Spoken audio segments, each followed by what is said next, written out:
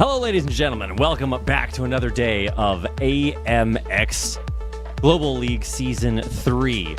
It's a beautiful, bright and sunny day here in Japan. It's actually about 2 a.m. here in Korea, so probably in Japan also. But online, the sun is shining, the trees are green, the grass is, probably green also. And it's another fantastic day for sim racing. We are here at the Tsukuba circuit for our first race of the day.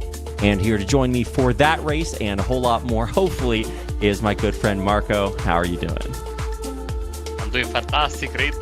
Great to be back for another weekend of action opening, of course, today and then here on AMX. We start with the quintessential rookie challenge of iRacing, of the new wave of iRacing, since like the start of the expansion of the user base after 2020. Tsukuba, a track that iRacing has scanned so many years ago, finally in the sim, and the Formula V, the new open-wheel rookie car for all iRacers. So it's a back-to-basics challenge. It's a short track. We have a lot of cars. It's going to be quite interesting and enthralling. Yeah, I was checking the live timing out earlier, and it looks like we might have between 20 and 30 racers today, depending on when everybody files in. Formula Vs, I feel like when I look at our social media, there's so many Formula V highlights, Marco.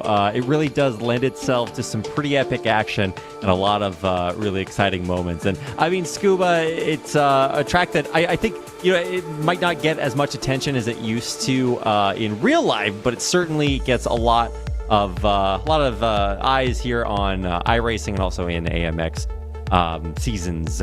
Previous season also we ran quite a few races here. So let's talk about what our races are going to look like by giving you a quick rundown of AMX Global League Season 3. We're running for about 3 months from September 20th to December 10th with over 72 races. Plenty of time to get out there and race for your share of over $25,000. It's a lot of money. And here's how you do it. Qualifier, reverse grid, heat, reverse grid, heat, right after that. So really cool format. Take some time to maybe watch, get yourself mentally prepared, and then come out here and join us by heading over to amxrace.com. A lot of variety, cars, tracks. There's something here for everybody. So that's where you can find the schedule. Check it out, and come join us. This is what the season requires of you.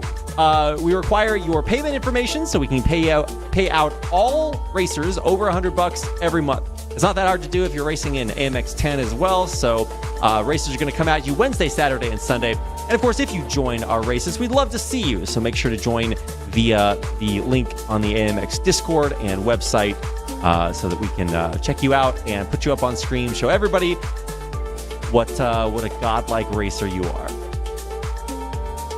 And this is our schedule. If you are in the Americas region, then Eastern Daylight Time has you in the evenings on Wednesday and then in the afternoons on Saturday and Sunday. Got some time off on the weekends. Join us up. And if you are in Europe, this is what the times looks like. Some late night racing on Thursday, but some good evening races on Saturday and Sunday. Love to have you join us there. No matter what region you're in, we're just kind of throwing out some times. Hopefully you can find out when those are in your region and come and join us. For races like today's race, which, we're going to show you what you're racing for first. This is the look at the prize pool for AMX 0. Now, you might see this and you're like, okay, well, if I place 15th, I'm getting 20 cents. But if you place 15th in, like, a lot of races, you're getting nothing. So, this is where Thanksgiving comes in. It's coming up, too. $7 for qualifiers, Heat 1 and Heat 2. And if you place fastest lap, that's $2 extra. So you can walk away with a total of $23. If I'm not doing my math incorrectly. Also, you get an extra $1 if you turn your camera on, so that's $24. Nice. Come join us. That's what you're racing for. And the champion of AMX 0 is going to walk away with a GT Lite Pro from our friends at Next Level Racing.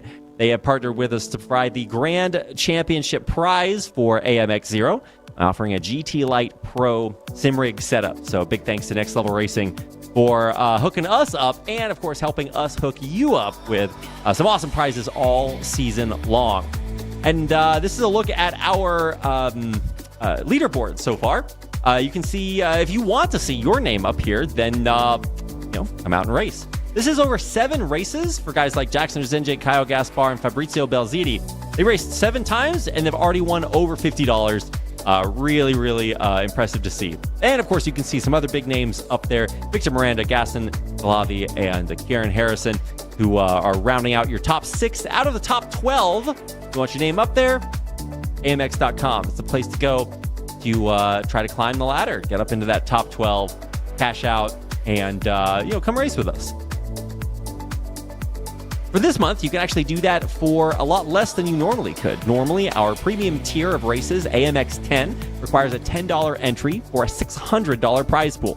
But for a limited time only, we'll be giving away the first 10 tickets for free. So if you sign up on our website, amxrace.com, normally it would cost you $10, but you can enter that $600 prize pool race for free. So head on over there and check it out. And if I'm not mistaken, that just about does it for our announcements, which means it's almost time for me to turn things over to Marco to let us know what we have in the store for us any second now, today. Thank you, Reed. Yes, we are in Tsukuba. This track only basically recently added to the iRacing service, just 2 kilometers in length. We also have the 1 kilometer separate track also available on iRacing, very famous for time attack, less so for competition, but of course it's always a nice track to run with smaller cars and in club racing in real life. It's a short track but very challenging, so many different corners, very, very tricky for these drivers tonight to move their way around, especially considering they are going to be having tight quarter battles with this car, the Formula V, which has been also introduced by iRacing somewhat recently, a couple of years ago. It's a car that's very popular all around the world in slightly different variations. iRacing got like one version to rule them all, basically, and it's based on a Volkswagen Beetle. It has the same engine, It's a Volkswagen Beetle, removing the unnecessary bits. So it has a manual gearbox, of course, 75 horsepower.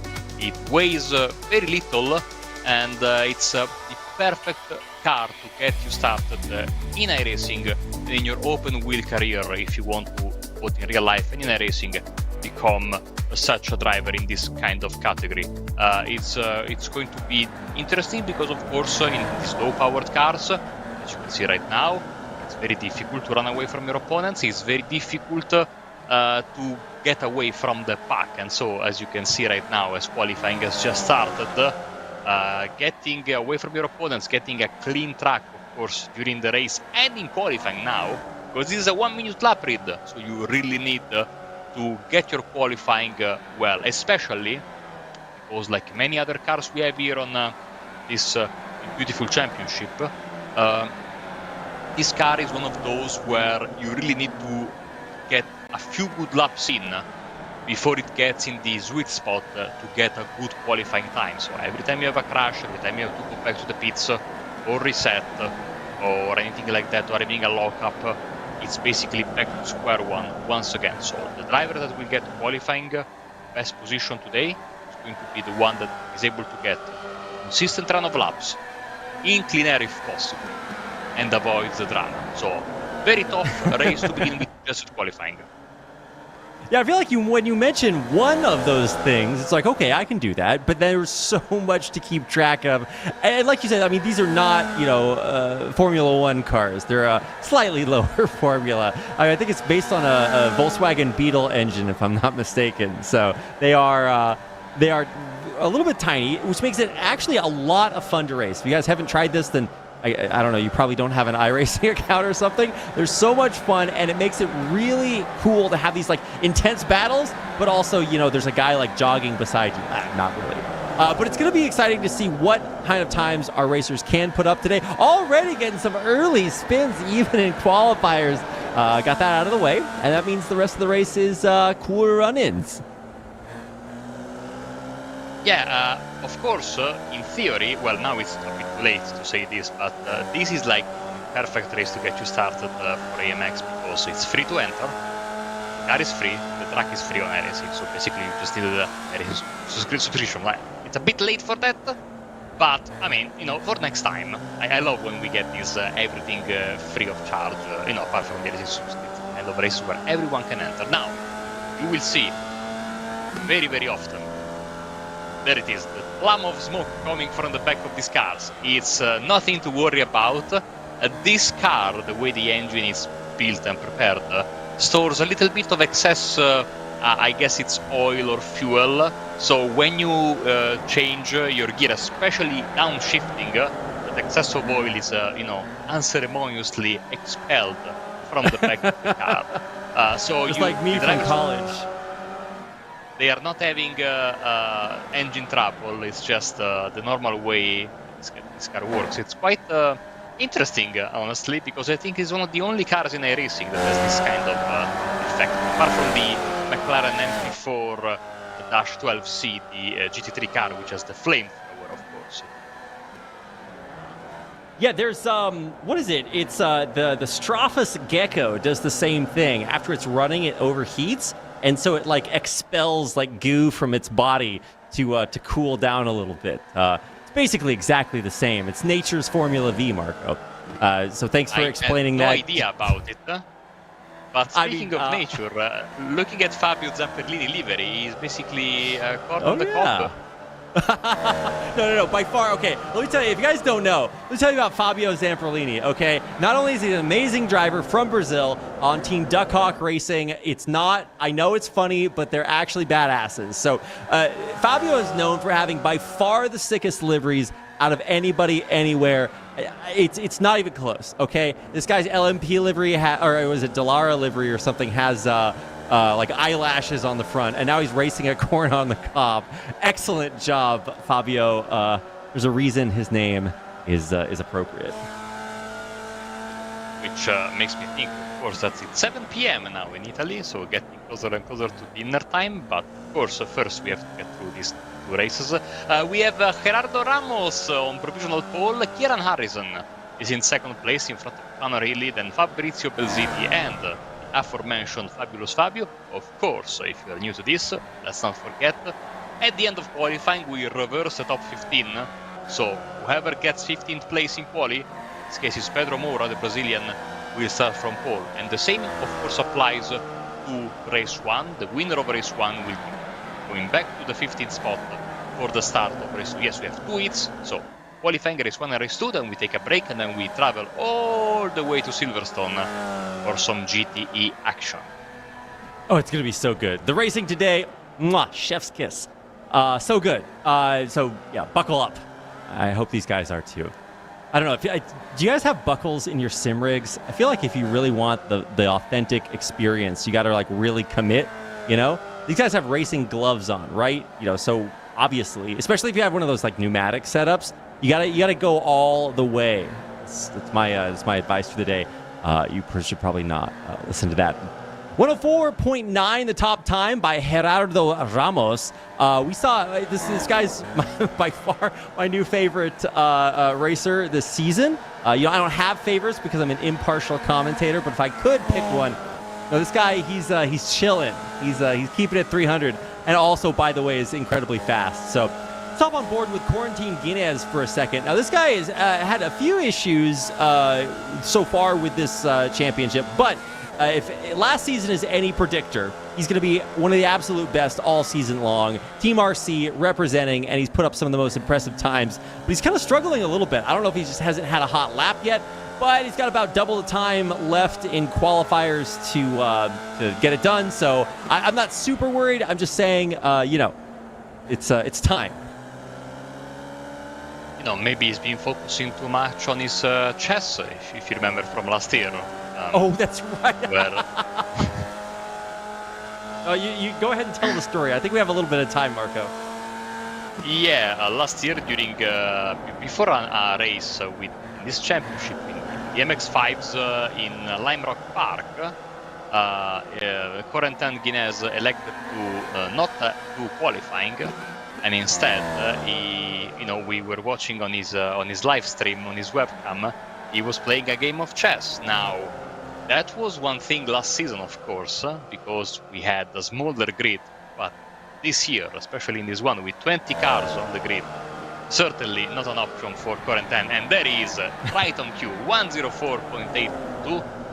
I can now definitely say, yes, maybe he's been practicing his chess, but his iRacing game is still on point. Yeah, no, this guy's so good. He's like, all right, I beat the game. You beat the final boss, and now he's trying his hand at other easy, simple little children's games like chess. Big Brain Quarantine up there at the top of the standings. Some other guys you might expect to see up there also. Kyle Gaspar is still only in 14th. Josh Perwin, former McLaren Shadow driver from Down Under, also a guy we see way up at the top of the standings quite frequently, so let's see what he can get up there. And, Gaston Calavi, another race winner previously. Eliseu's done quite well in the early few races this season. Lots of big names out there, not the least of which Fabrizio Belziti, who's I think has set a fastest lap, if I'm not mistaken. He's way up there also. Connor Healy, usually a name you see down around 15th place, kind of uncharacteristically fighting for the top 5. So really, really good performance so far. On board now with Kevin Gill. Nice to see him out here. Talking to him earlier and glad that he actually did make it out to a race. So big fan up there. Also fighting for that coveted top 5 spot. See Gerardo Ramos getting back to pole, 104.7, so he overtakes again. Oh, we have a massive crash just as Kevin Hill goes by, and he has to lift, of course. And in the meantime, Guilherme Eliseu, goes up to 3rd, so a big crash. And this is, of course, another thing that's important. Like, you can get clean air, you can get a good run of laps, and then, out of nowhere in front of you, that happens. And this is going to win your lap. Inevitable. So, again, you can do everything perfectly. This is like the law of sim racing and sports in general. You can do anything perfectly, and then there is something that's out of it. There is always something out of control that can happen, which is what makes sports, worth watching. Because, if there were no variables, the best guy would always, or girl, would always win. So, I'm sure that the driver itself, when he sees that thing in front of him, massive crash and has to lift, he's not as happy as I am, or as excited as I am about it. Some choice of words I can imagine in that situation. I've been in that situation as well. But again, this is what makes this worth watching, the unpredictability. And this race, as we were saying earlier, Reed, these cars, we were saying rightfully, oh no, you see the pile up again. Yeah, I actually missed that the first time around. Exactly what happened to the front. I know these brakes are good, but man, stopping on a dime right in front of a bunch behind you, I don't know, maybe his rear view mirror was clogged a little bit. So, I mean, this is just qualifiers, right? So, safe to say that the air is not clear when there's a car in it. So, man, I'm actually kind of surprised. Usually, and actually, I got to say some good things, brag about our drivers a little bit. Usually, they are actually pretty good at keeping it clean, but we are just packing quite a few cars out on the Tsukuba today. So, understandably, there's a little bit of traffic during qualifiers, so it can be really difficult to get that good hot lap out there. So, only about 4 minutes left, 3 minutes left in qualifiers, and we're kind of jockeying for a position a little bit. That battle between Quarantine Guinness and Gerardo Ramos up there at number 1, number 2, that's pretty intense. And considering that we were setting like 104.9s early on, and that was like the time to beat, and now we have 3, 4, 5 racers all up there in the 104.9s or less. Really, really exciting to see the field continue to get more and more competitive. Now on board with that sky blue livery from Connor Healy, who has been really fighting super hard. He was in 4th, now 5th, and now 6th, and really trying to get that last lap in to, like I said earlier, fight for that top 5. I was saying earlier, you mentioned the Formula 1 in the opening, and one of the things that's very important to notice with these cars here is that, of course, power is much less, as you were saying, as you see Connor having a problem. But also the downforce of these cars is much less. As a matter of fact, they don't have any kind of wing on them, which negates the bad effects of dirty air, which is a big problem, of course, in high downforce cars like F1 or IndyCar or Super Formula.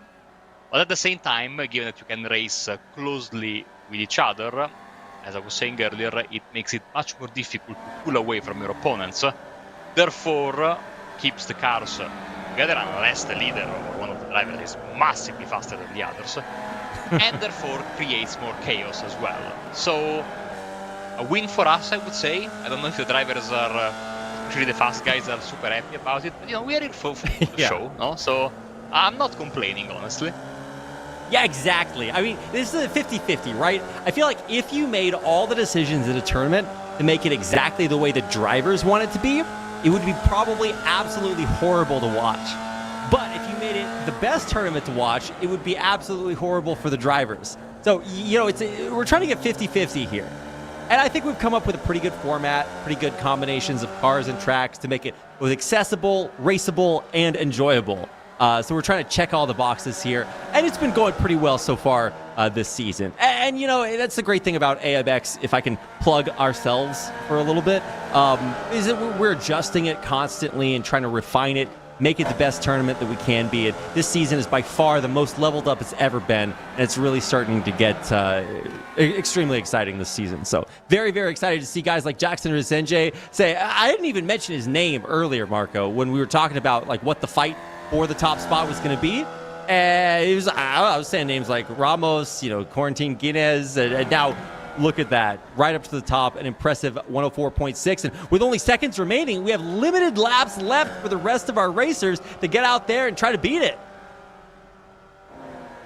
Yeah, the driver from the Tony Kanaan Texaco Racing Team, 104.6, looking good because, remember, it's heat format in the sim settings, so in exactly 1 second everybody will be kicked out of the racetrack. So Jackson Okasenji out of nowhere will score the pole in the timesheet and get the $7. But the actual pole will be Josh Purwin, who starts in 15th. Well, qualified 15th, first. Indeed, yes. If the managers of the Imola racetrack are watching, this is how you clear everybody out instantly and get it right back ready to go. Jackson Resenge up at the top. Gerardo Ramos, Kieran Harrison, Quarantine Guinness, and Fabrizio Belziti round out your top 5. And if you gave me a list of racers to talk about and you had to be picked the top 5, that's not too far away from what I might think it would be. Fabio Zamperlini narrowly inches his way into the top 10. And kind of some surprises down there towards the bottom. Kyle Gaspar. Now, this is a guy we've seen win races before. He finishes in 16th. So when you're below the top 15, only the top 15 get regridded. So Kyle Gaspar has got a little bit of a race on his hands here. He might need to make up a few places.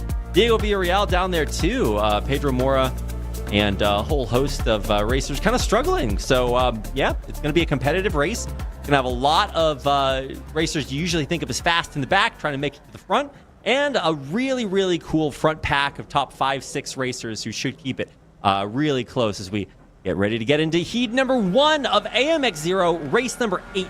We're already 8 races into this season. You can hear the engines start to rev. It's a standing start, and we are go for our first race. A lot of lockups trying to distance the field. Let's see what kind of starts we get off here. It's Kalavi, Purwin, Yang up in the top 3 after the reverse grid, and it's looking good so far. Yang, Kalavi, they're holding on, but look at some of the callers. Purwin, he got knocked way back out, and that's already our first tragedy.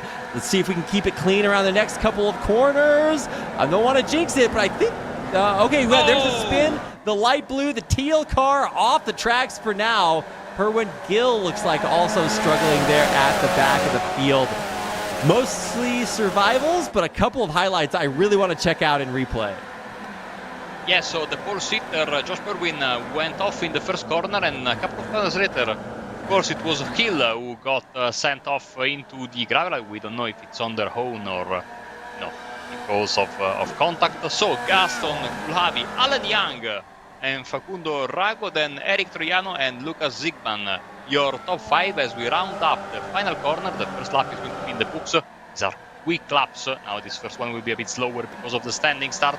Oh, we have another crash there. And it's Ramos, I think, going wide, restarting again.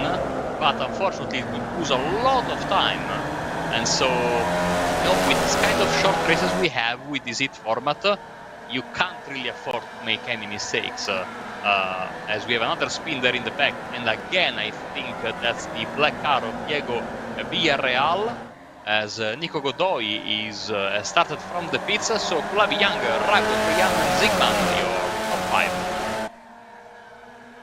Yeah, wow.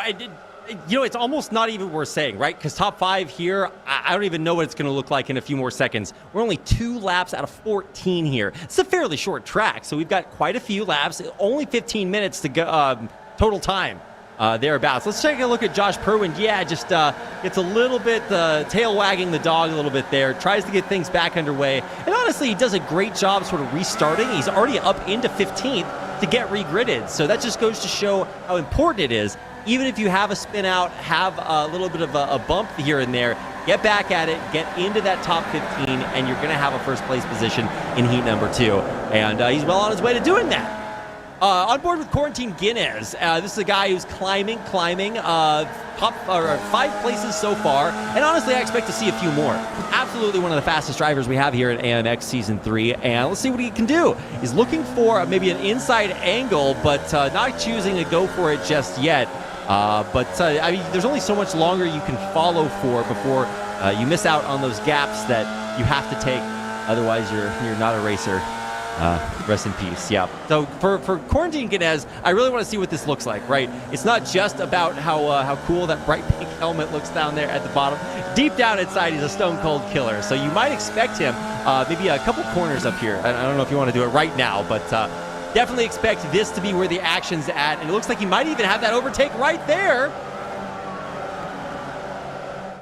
Maybe. I don't know. I was really invested in that. A big spin. Oh, again, it's Young, and now one of the race leaders for a while. This guy's up in second, now spinning all the way back down to 17th. The driver from Taiwan having some trouble there because he was having a fantastic run so far. We jump aboard with Quarantine Guinness on the outside of Troiano. They come close, they bang wheels, 1, twice, and 3 times as well, but these cars are very sturdy. Stop! Oh my God! Not that sturdy! A huge wreck in the middle. The corn cob zooms on through, but for the rest of the racers, not quite so lucky. It's Godoy, Villarreal, Eliseo down there at the back. So much damage, and man, you hate to see it, but it feels inevitable every single time we see Formula Vs here. It's so hard to keep that corn cob pointed in the same direction. So disaster for the drivers involved. As we finish another lap, we are of course following our leaders, and now back to Carlos Ocon, the driver from the USA, as Quarantine Guinness is heading for pit road. So the wheel-to-wheel contact he had 3 times, thrice I think is really putting some damage on his car, as we see Carlos driving in a slightly curious position. Am I wrong? I also thought about this the last time we showed this guy. I don't know if it's a posture thing. Okay, because I'm a little bit jealous here. When I was growing up, my mom's like, oh, if you slouch like that, you're going to have bad posture your whole life. And obviously I didn't listen to her, and now it sucks. So when I see guys like that, who's like really, really committed to the cause, I get a little bit jealous. It's not just because he's a better sim racer than I am. It's because he also has that spinal bifida treatment, if you know what I mean. So really, really impressive to see his performances so far. He is one of our only American racers. So, I mean, I feel obligated to root for this guy. But, it's a little bit like when you're American watching F1, you have your obligation, but at the same time, there's a place for treason sometimes. So we'll see what it looks like. Currently, it looks like an all-Argentinian top 3. Gaston Prost-Calavi, Facundo Arago, and Fabrizio Belziti lighting up the top 3. Below it, a whole sea of green, a forest of Brazilian flags. Troiano, Gaspar, Rezende, Zamperlini rounding out the top 7. So a lot of country-specific racing here. I don't know if that's the methodology, the motivation behind it, but still really cool to see the South American dominance. And while I'm talking about it, we got Healy and Purwin from Australia doing a great job as they climb their way up through the top 10. As of course, the duel between Argentina and Brazil will be renewed in just a few weeks' time, when Boca and Fluminense, Argentina and Brazil respectively, will meet in the Copa Libertadores final. And speaking of Aussies, of course, in a few hours, the Bathurst 1000 will be live. And of course, if you're here on the YouTubes and you don't know where to watch it, you can get a subscription to the EA Supercar channel, and like €5 or whatever is in your currency, you can watch the race live. It's a great service which I really like. Nice plug there, Marco. I was actually watching Petit Le Mans earlier. Really, actually, a cool race. If you haven't checked that out, then what are you doing? But not now. Not now. Now you have to keep yourself glued to our race, because I think that's going to be going on for like another 5 hours or something, so plenty of time. Nico Godoy dropped out and is still out there at the back. The top changing like I predicted it would. I'm so psychic. But on board right now with Pedro Mora. Now, Mora was actually, I think, in 17th earlier. So he has had a 10-place climb. By far the biggest winner, next to Caio Gaspar, is up there in 5th. So some absolutely huge gains by guys like Pedro Mora, driving through with the Sim RC and Texaco liveries very well represented in the top 10 for sure. Yeah, by the way, I'm not a paid spokesperson on behalf of Australian Supercars. I wish I was, but that's besides the point. But I think it will be nice, because it will be lead from the end of this broadcast here, the second race from Silverstone, a quick break, and it's on to the Bathurst 1000, which of course I'm going to watch, because I love supercars, and they are my favorite racing series in real life.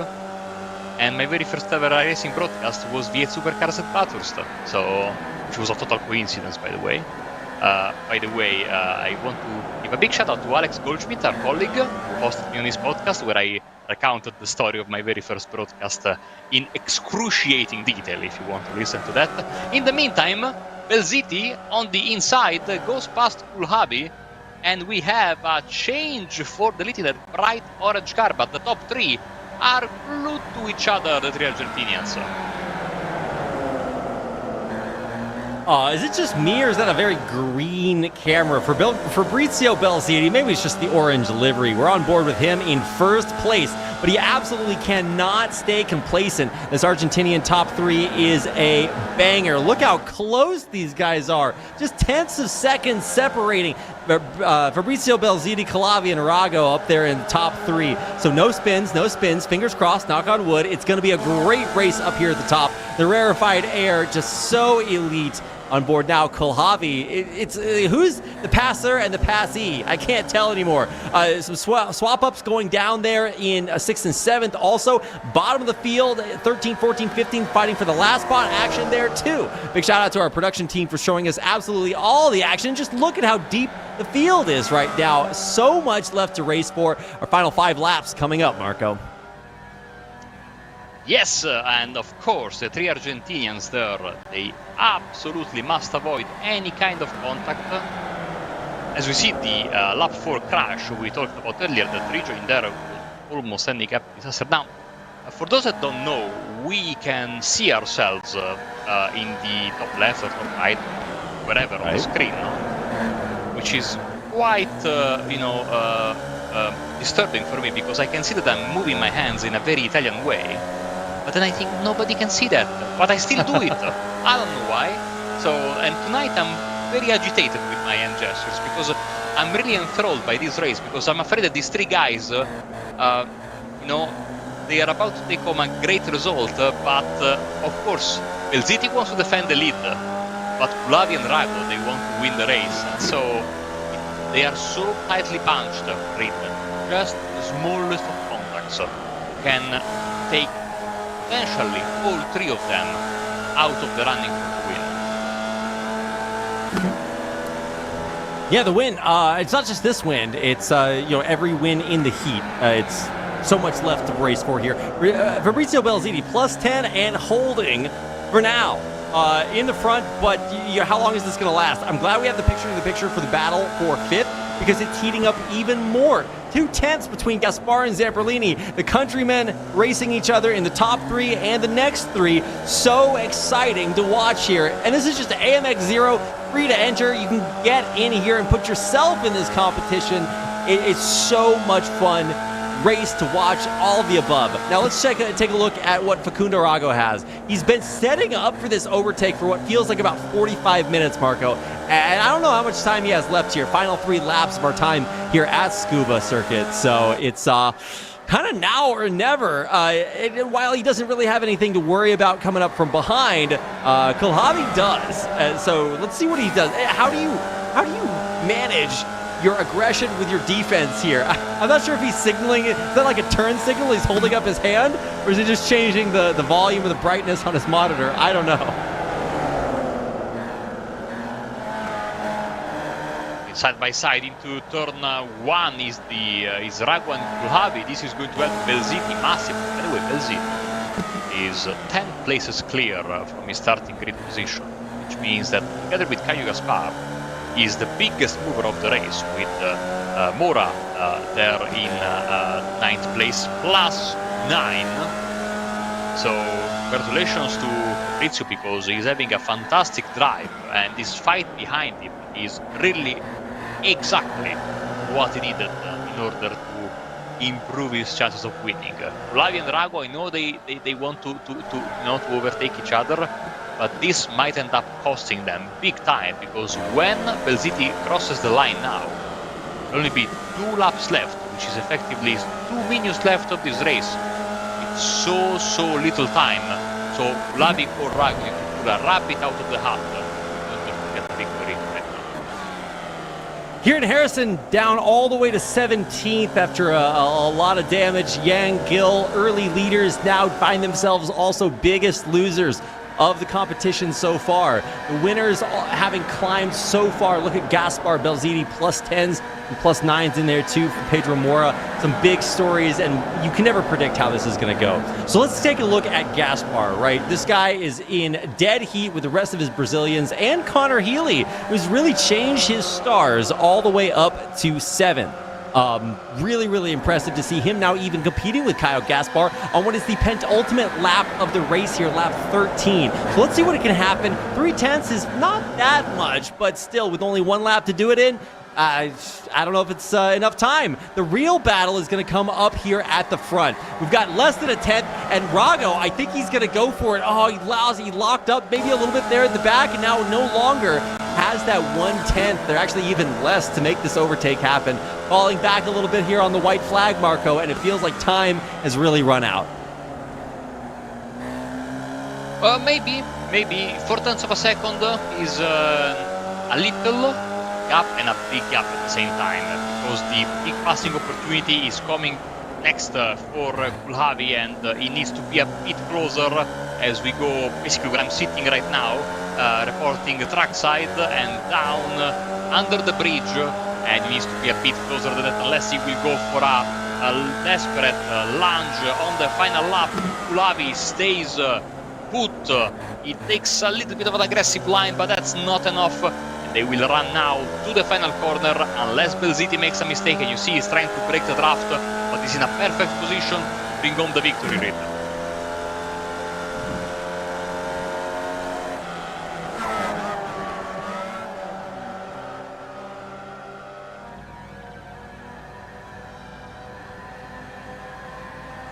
Apologies, Mark. As around the final corner we go, and Fabrizio Belziti wins the race in front of Gaston Kulhavi and Rago Troiano Zamperlini in front of Gaspar and Healy. The fight for reverse ball is strong. Let's see if Zygmunt can hold on to that 15th place, and I think he does. So we have a spin for Villarreal in the final corner. Belziti, with a fantastic performance, brings home the race 1 win in front of his 2 countrymates, Kulhavi and Rago, and 3 Brazilians.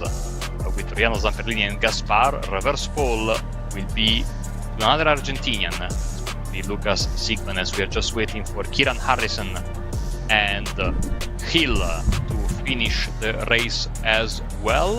Hopefully we can get Reed back soon, as there is. What happened? Minor technical difficulties, never a dull moment behind the scenes, but in front of, or I guess in front of the camera, where's the game? I don't know. Look at this guy. This guy has quads of steel. I feel like I need to watch like a 1980s jazzercise video. This is what happens when you never skip sim racing or leg day. What an absolute unit there. Fabrizio Belziti, just monster mode through the entire race, and he finishes 0.16 ahead of Gaston Colavi. So keeping it close, but still a dominant victory. Wow, what a race. Argentinians up top, followed by some Brazilians, Troiano, Zamperlini, and more. And that's going to do it for your first heat of the day. And it's not done yet. We're getting ready for heat number 2. We just it never stops here. Well, I mean, it does eventually, but not now. We're setting up for heat number 2, which means our top 15 racers will reverse grid, swap things around. The first shall be last and the last first, at least within the 15th, top 15 spots. Let's do it all over again, Marco. Let's see how it goes this time around. Yes, and we are racing for race 2. Sigman, Eliseu and Hesenji will take the first corner with Josh Purwin in fourth. Of course, he started from pole. Oh, we have a spin, unfortunately, and is Ramos, again, not having the best of evenings tonight. Already 11 places dropped thanks to this spin in turn 1, as the pack will try and somehow... Oh, another spin. That's Healy and that's Okano. In the first of the 2 hairpins, and then we have like oh, Belziti is out as well. Oh, no. And with involved in a contact, I think, with Yang. So Yang, another driver that had many issues in race 1, but our race 1 winner, Fabrizio Belziti, has had a big problem and is out of contention, so we will have a different winner guaranteed in race 2. That's crazy. That is how fast this happens. One of the big dangers of getting put all the way back in the back of the pack is that it is kind of the danger zone. It can be really difficult once you're down there to navigate through so much traffic, so much craziness, especially Formula V's, man. These cars get really crazy really fast. It can be kind of easy to spin out. We saw quite a few of those in our first race. But who has made it out of the back of the pack? We've seen so many big climbers here, guys like Harrison, who keeps going. He's made another overtake right there in 10th place. Yeah, that was because I think the Cordon de Cop car went back to his natural element on the grass. As we can see, a replay of the pileup, the contact more than the pileup that happened in... it's a pileup. Oh no. Boy, I didn't notice the number 9 car taking off like massive time, and then that was Hill, I think, also getting involved. I was saying Zamperlini went for a bit of a run in the grass, getting back to his natural element, and now he's down to a 16th place, as now was the Argentinians earlier, now is the Brazilian 1 and 2, Eliseu and Hesenji. Yeah, man, this is not what I was expecting by far. Belziti out again at the very back. More spins in the midfield. Fastest lap being set by Facundo Rago as he completes or continues what is a very ambitious climb. On board now with Corentin Guinez right next to Caio Gaspar. These guys have battled it out for entire seasons of AMX, and now they're right back here in Season 3 doing it all over again. Up at the front, the Brazilian 1-2, Eliseu and Rezende. Up there, really battling it out. 3/10 between. You see that rear view mirror real full of Eliseu's Formula V. That's what he looks like right now on your screen. A nice red and black livery. Kind of matching the real life situation, but still very fast. Lots of clean air. He's building a lead now, but Rezende is trying to fix that. Sigmund right behind, trying to reclaim that Argentinian glory from heat number 1. And Corentin Guinez, and now Josh Purwin finally getting a really good run, kind of see what might have been in the heat number 1. Now as we move to the middle of the pack, Gaston Colavi and Facundo Rago, these absolute powerhouses from Argentina, really battling out there too. Let's move back up front, see what Eliseu can do. Conor Healy down in 17th, now moving up to 16th, just at the fastest lap. It's of course the first lap. So we have a crash, big crash at the back. Gaspar is involved, and now there is a unfortunate rejoin there. A couple of cars making contact as well. And so another change, especially in the secondary part of the racing order, as Corentin Guinness has overtaken Sigman, because Sigman has had a big problem. He dropped 3 or 4 spots. There he is, rejoining the track. I think he went weirdly on the inside of the grass at the secondary hairpin. So, problem for the Argentinian. Let's keep an eye. You were saying it right earlier on Josh Purwin and Corentin Guinness, the big losers from race 1, because I think they have the pace to challenge for the win in race 2, especially with the race 1 winner, Fabrizio Belziti, already having a drink in the pits, waiting for the flight to Silverstone.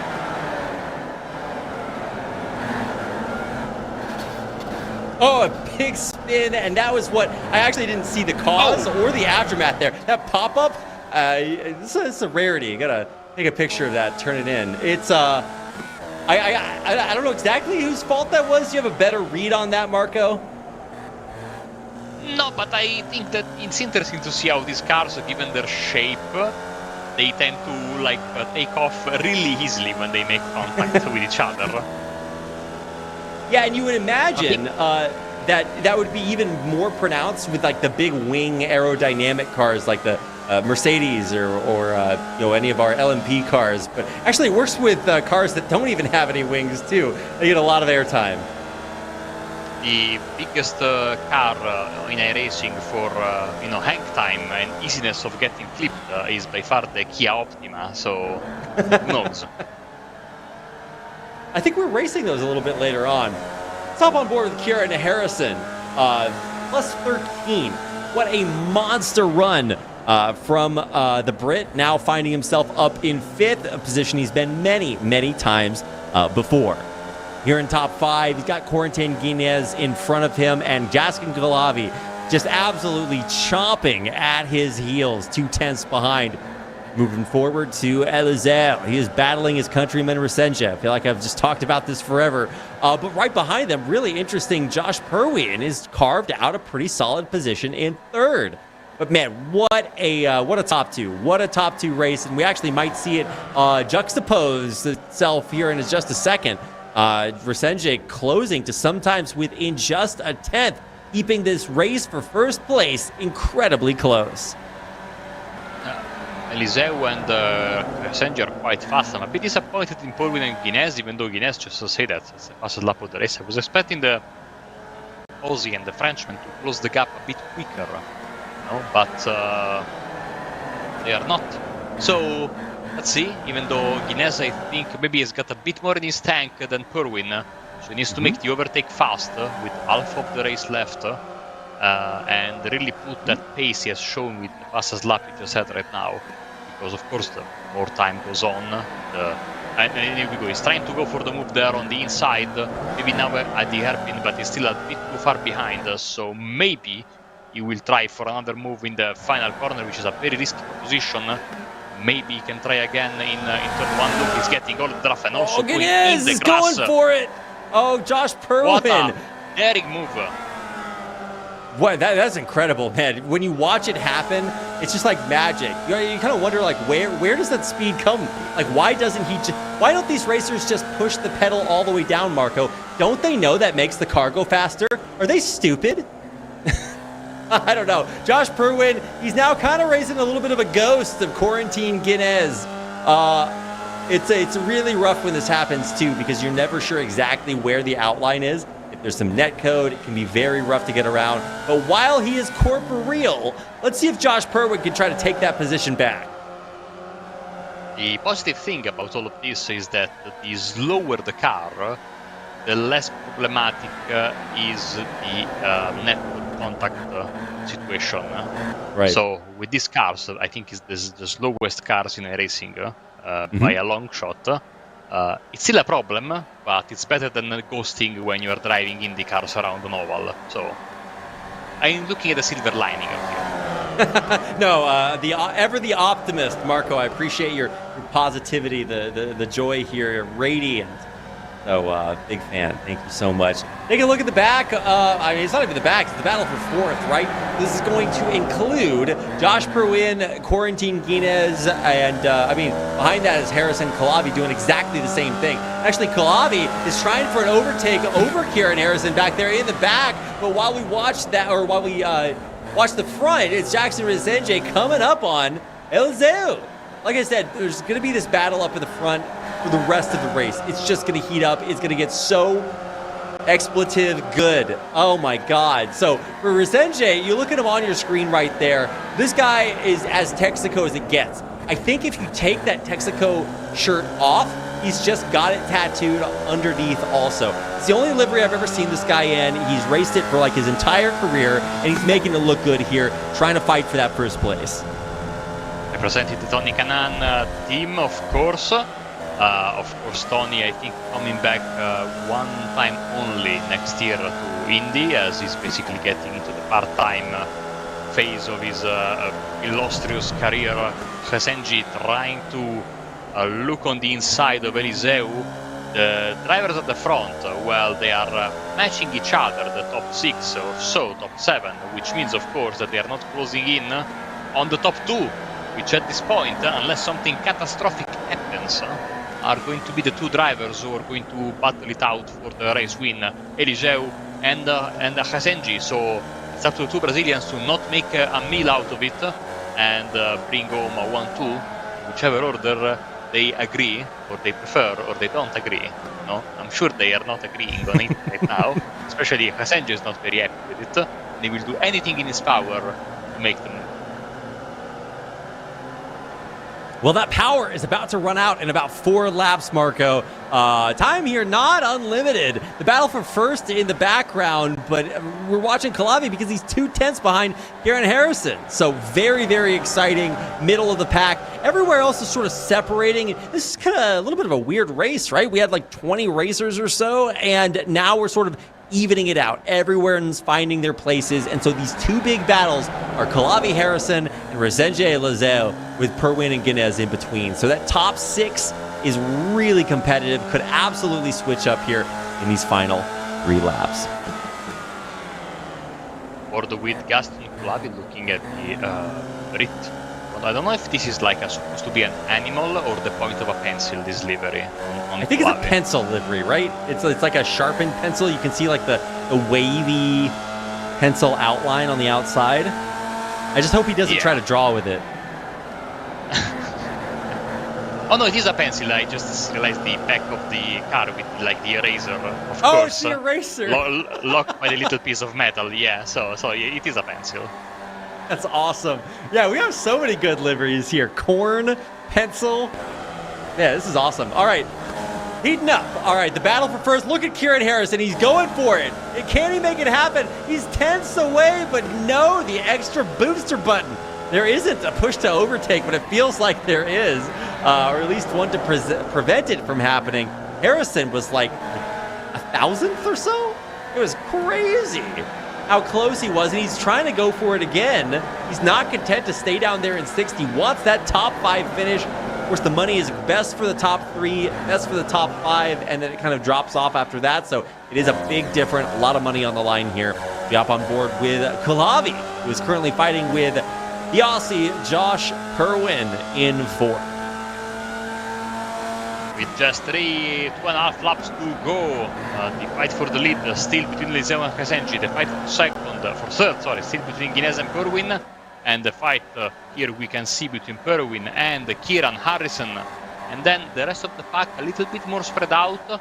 As we see, as I say that, I think Nico Godoy has had an issue and he dropped a couple of spots. So 2 laps to go right now.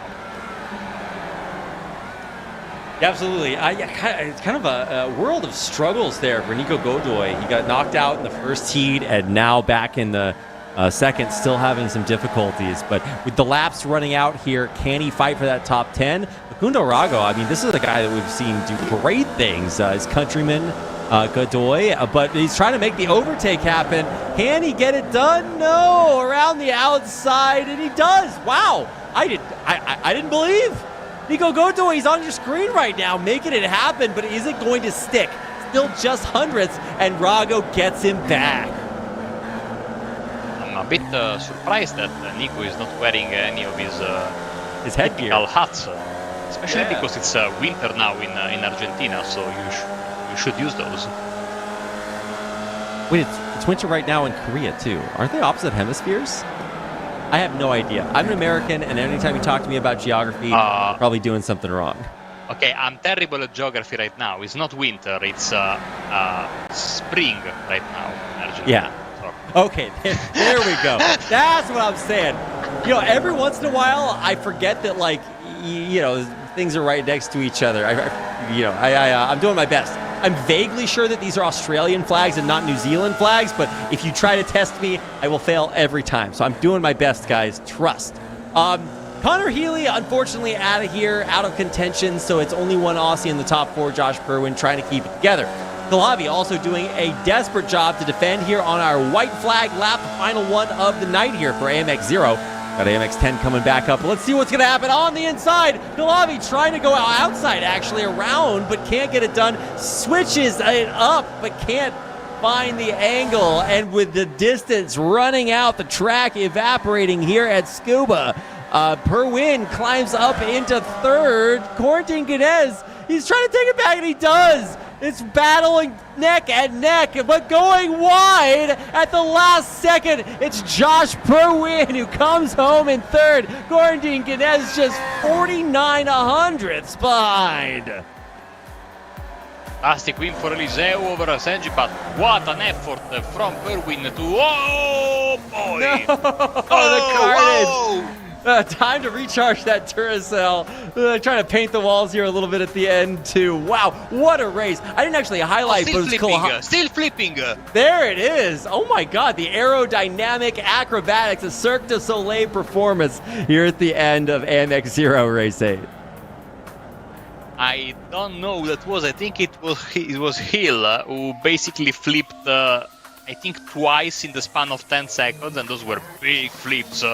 But as I was saying, what a fantastic finish, both for the win and for third place, especially with Josh Perwin bringing home a well-deserved podium. A well-deserved podium, and really well-deserved for quite a few reasons. Eliseu, Perwin, and Harris, Guinness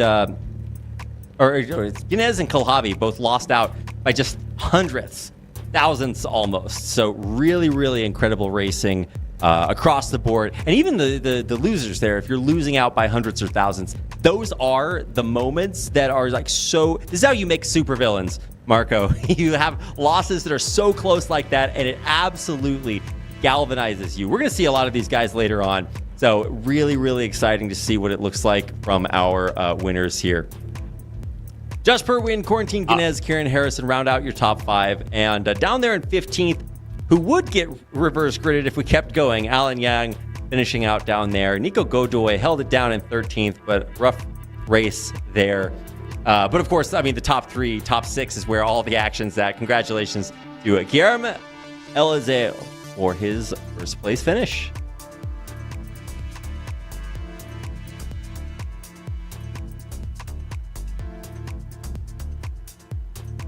Well, that's going to do it for our race here today, our first race of many. So don't go anywhere. We've got one more coming up. Really amazing. It never disappoints, never fails to amaze me. Formula V's, they're just a recipe for amazing racing. Tsukuba was a great track to host it at. Did you have a final moment from any of those heats, Marco? I might be boring, but that last lap overtake from Josh Perwin and Quarantine Guinness, that battle was absolutely amazing.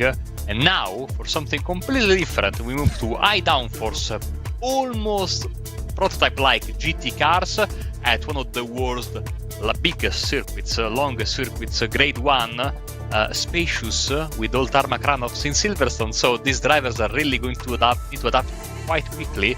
And it's only a short break before we get them. Yeah, absolutely. We've got that and a lot more coming your way when we return, so don't go anywhere. We'll be right back. In the meantime, hit us up on social media. You can see our links right down below the stream.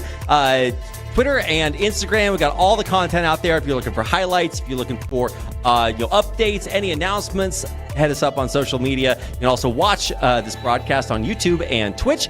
And if you want to get involved in the AMX community, head on over to the AMX Discord. You can find the link right down below your stream. In the meantime, if you want to join us for our next race, you can do that at amxrace.com for AMX 10. I think there's still maybe some tickets left. If not, you can go ahead and choose any of the remaining 60 races that we have, and we'd love to see you out here. So amxrace.com is the place to do it.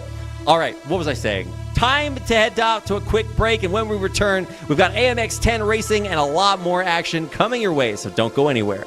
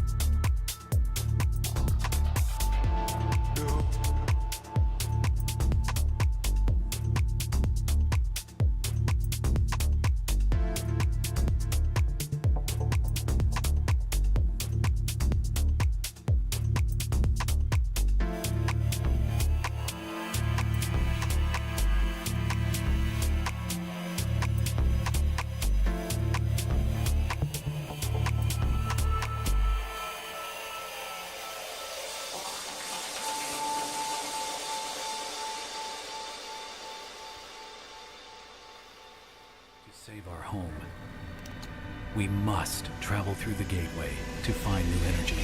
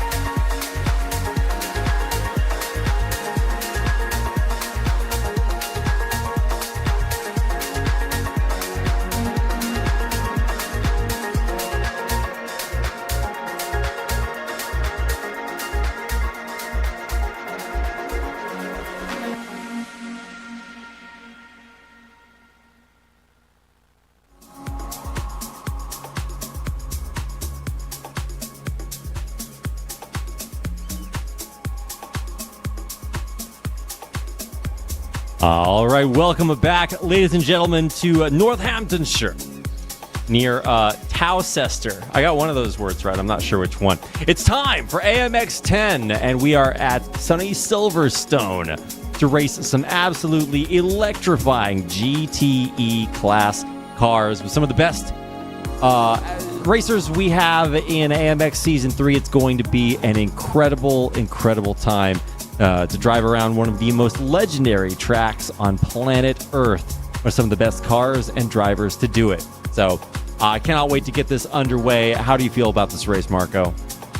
Oh, fantastic to be here, of course, with some of the best racing cars category ever, the GTE cars at Silverstone, of course, where they have been hosted as part of the WC for many, many years. Stark contrast to what we just had with the tiny Formula V's in small Tsukuba. Yeah, no, this is really flipping the script to the other side. It's such a cool way to finish things out here today. And we've got things like this all season long. We saved some really epic, amazing combos of tracks and cars that you might not get a chance to see in a lot of other series. I guess maybe this one is more popular, but it's going to be so much fun. We're really switching things up, like you said, Marco, from those Formula Vs to the other end of the spectrum. We are going to have speed and power, Marco, today.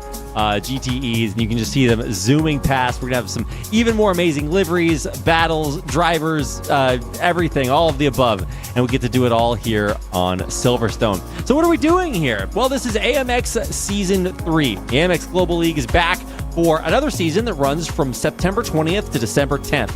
We're fighting for $25,000 in prize pool, and we're doing it for the next 3 weeks or 3 months or so. It's about 72 total races, and I think we have about 60 or 55 of those left.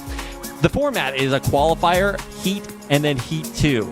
So we reverse grid the top 15 in between each one of those sections, and it makes for a lot of really fun racing. A lot of battles for the front and for the back to get into that coveted spot to flip the script, get that reverse grid on your side, and bring it home in the end.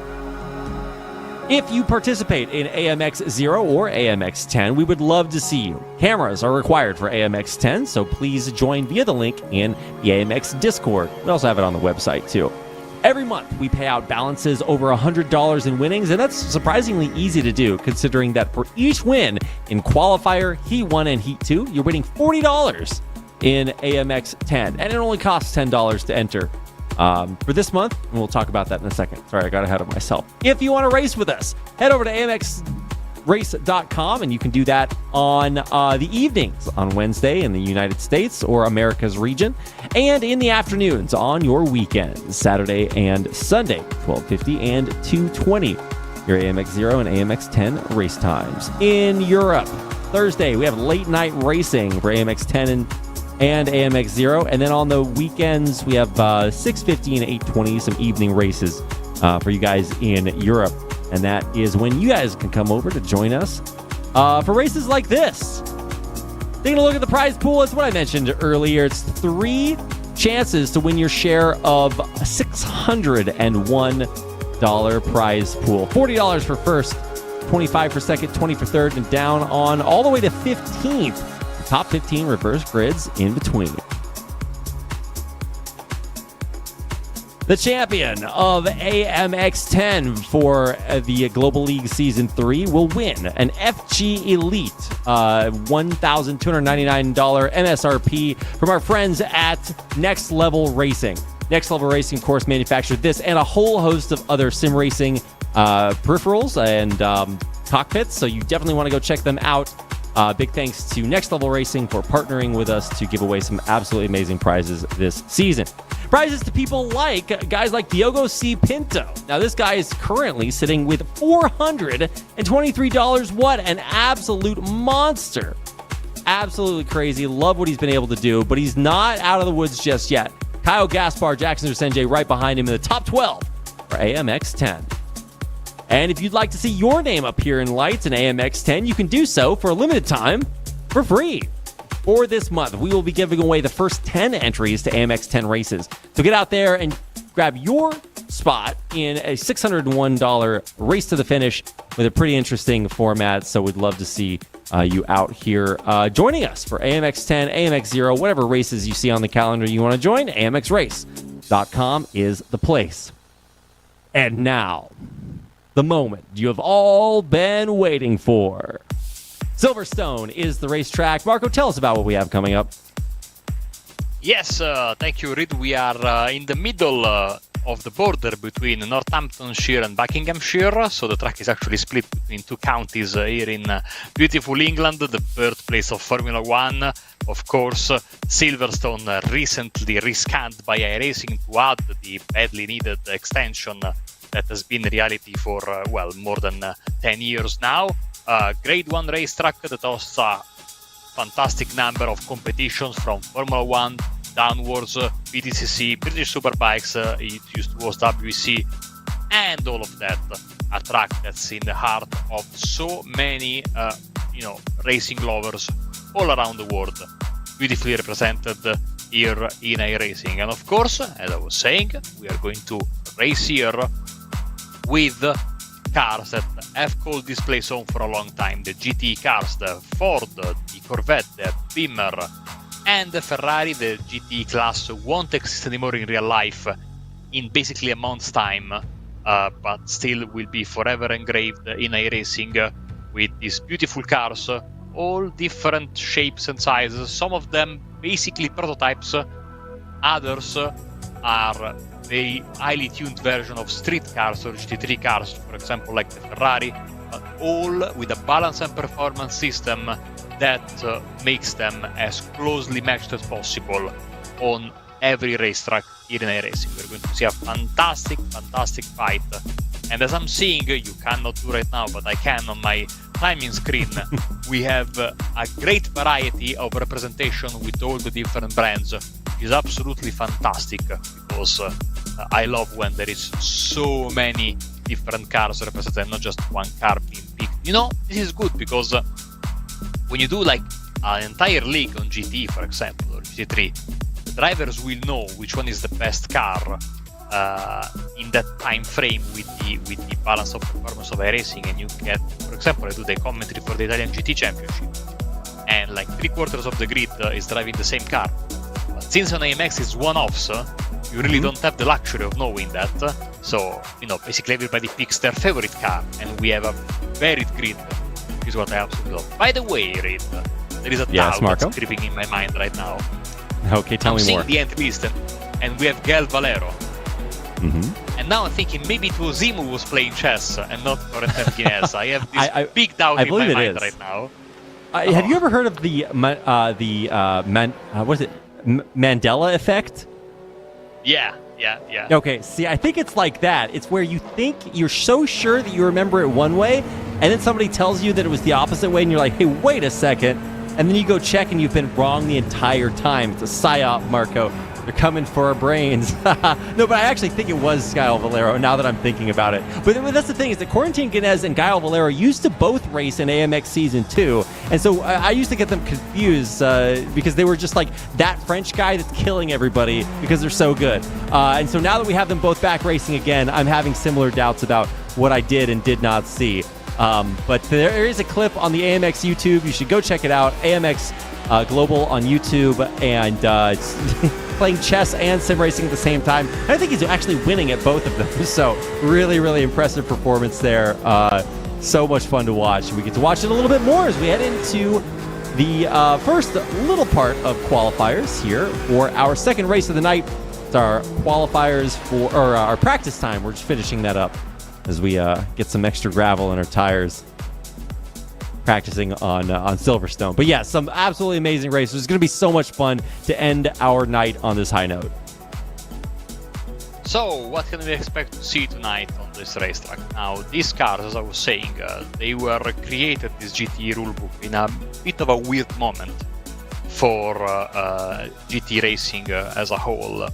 The plan was to do GT3 and GT4 first as the two main class for enduro, but then there was a little bit of pushback from some of the companies that were investing heavily in GT2, which was on its way out, of course, no?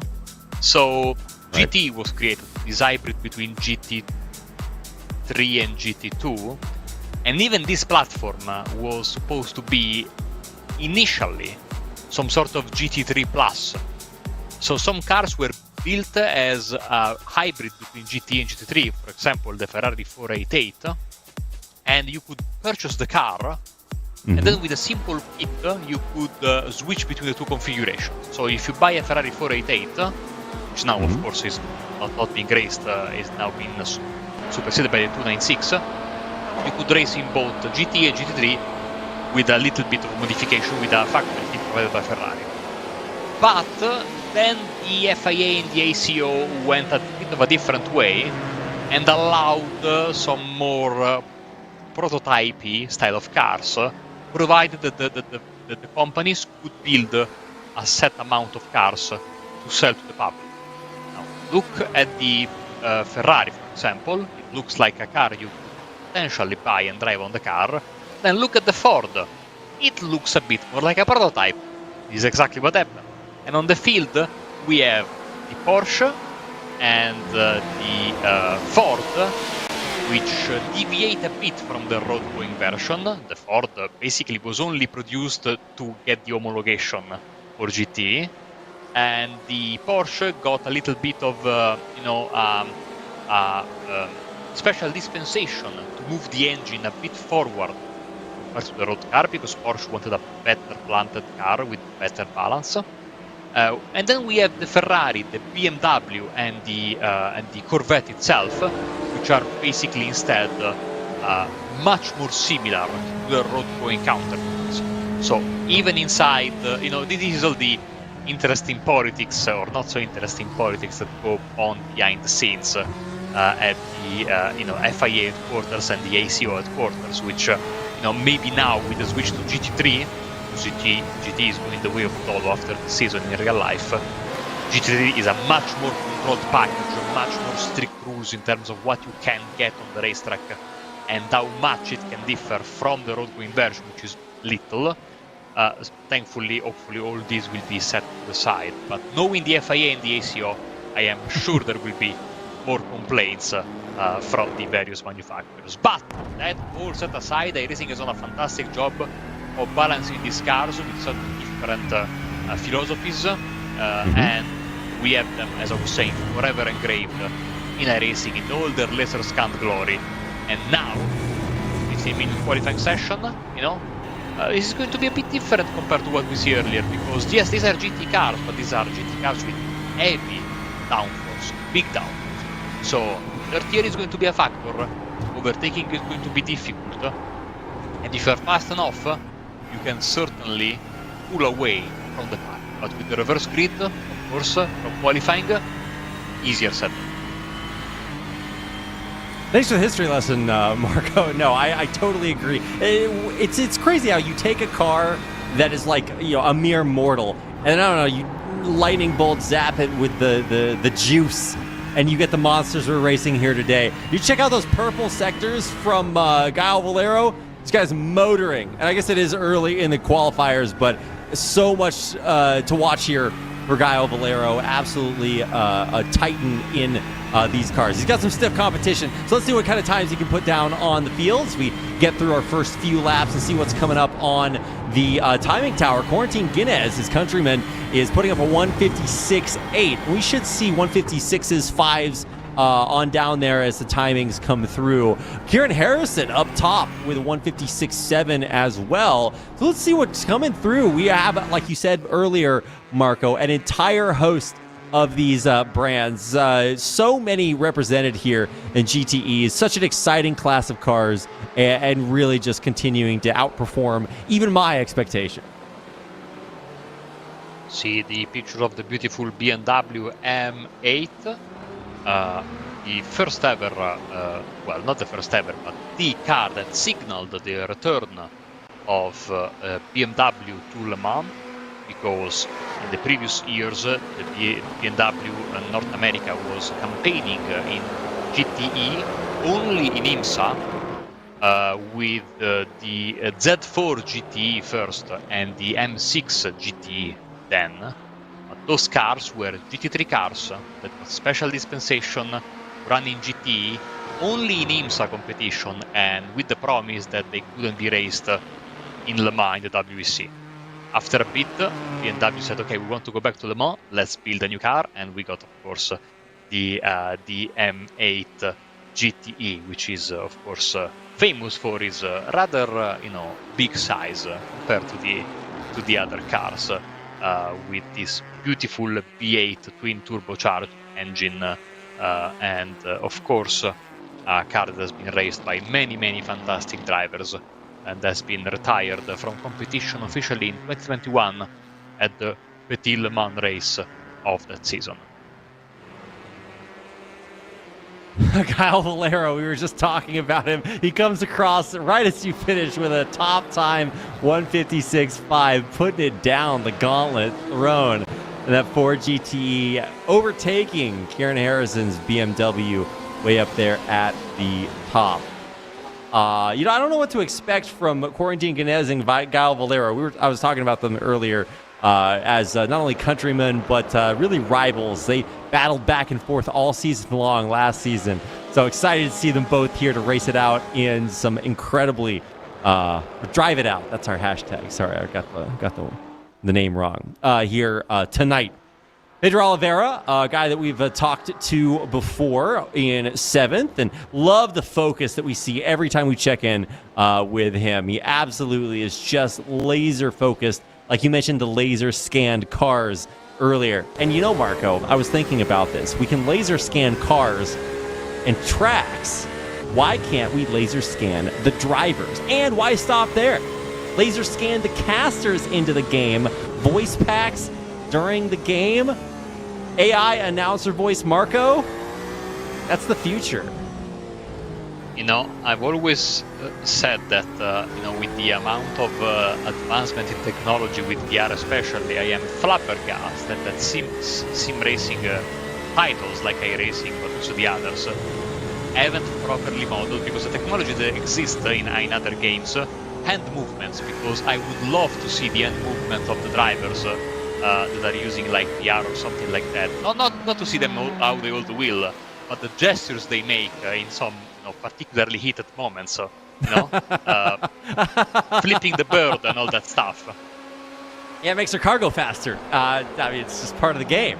It just adds so much more character. You could, pull a Michael Schumacher and run up to the other guy that just passed you on the podium, knock him out. It's so much fun. I really do think that the level of realism is going to keep getting better and better, bigger and better. When people are racing iRacing 14, in the future, we're all going to be like plugged into everything, haptic feedback out the wazoo, and everything else you do or don't need. So really, really fun to think about, but it's fun to see, right? I mean, you show this to anybody 15, 20 years ago, they're playing like the very first pixelated NES NASCAR game, and it's come a long way. Since F1 1997. It's I don't know, for better or worse, here we are.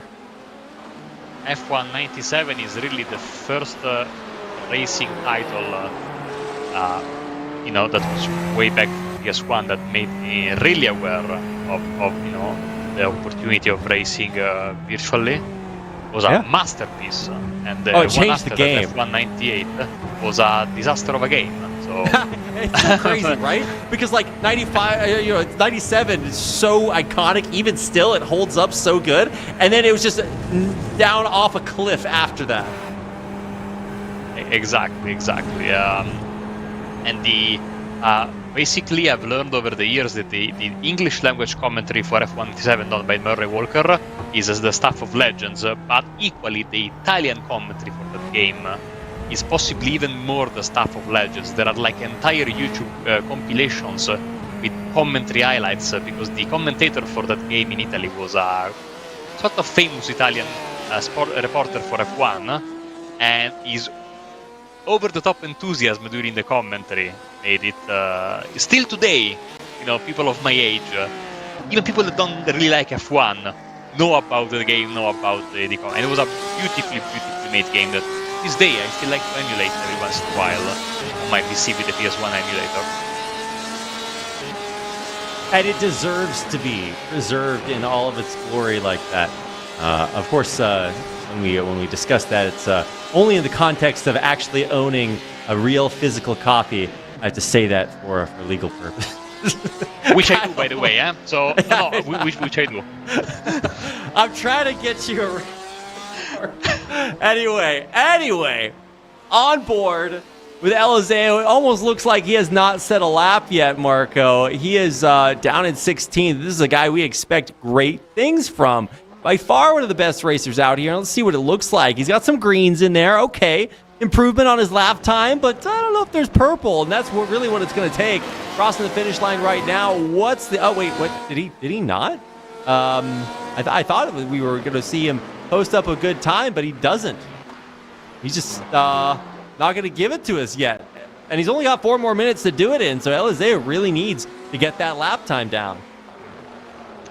Yeah, Eliseo is a long way back, and the only driver without a quali time right now is Diego Villarreal, but again, not for the lack of trying. He's actually in his 3rd lap right now, and gone are the days of Diego basically, spending the whole of qualifying, relaxing in the pit lane, because with the rule change, qualifying is massively important, because even if you qualify badly, you could have a good chance at finishing well, as starting well, more importantly. Here comes Diego around the final corner. Will this lap be a good one? The answer is no, another invalidated lap, and time is running out for him as we are winding down to the final bits of quali.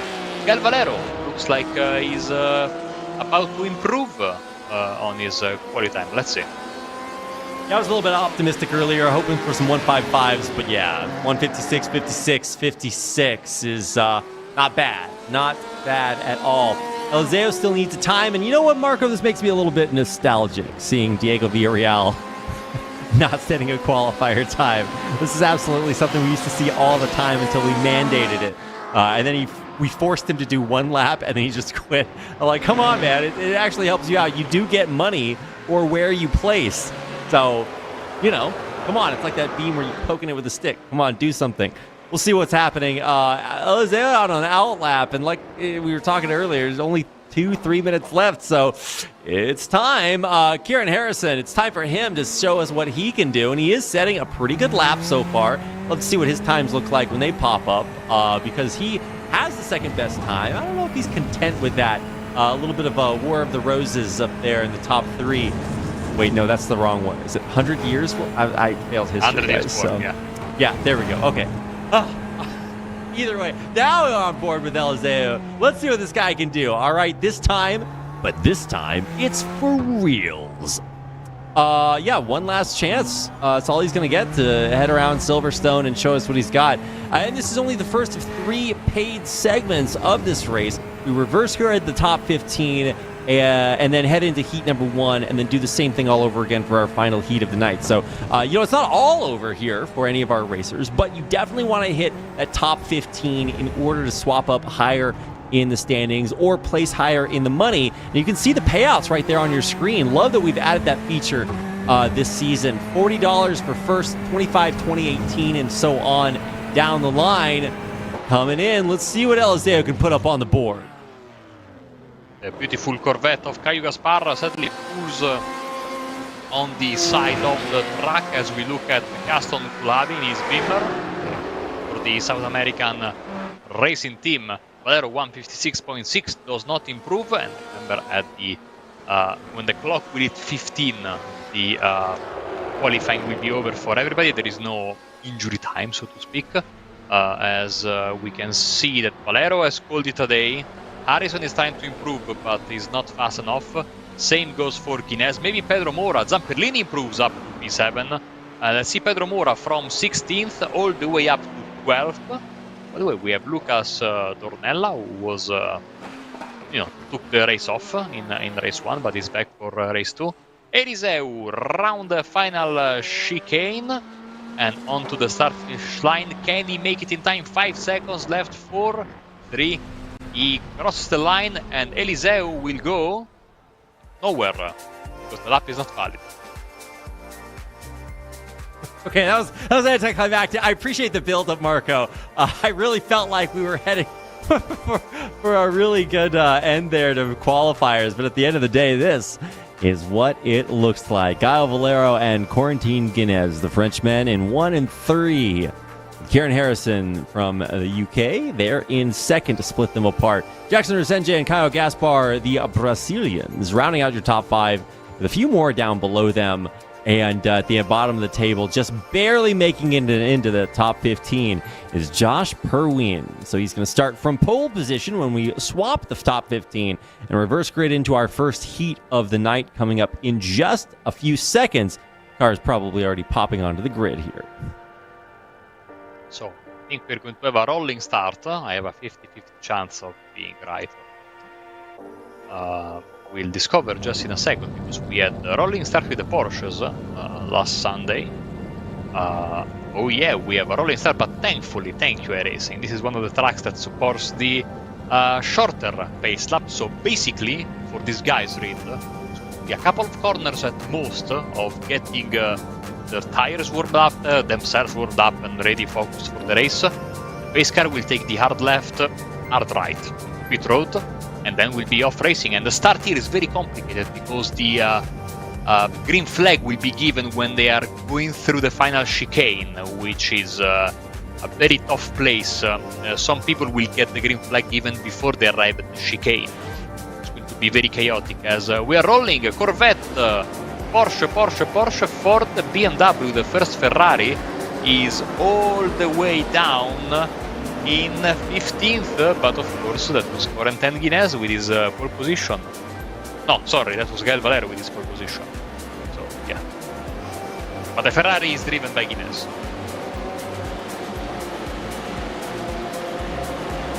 And away we are around the first bend, first 2, and everything, dare I say, is looking okay. You know, when we have like rolling starts, I always get a little bit worried. I'm like, hey, is this going to work out? And it doesn't always. But when we start like this, I expect even a little bit more carnage. And for Josh Perwin, he's got a lot on his mind here.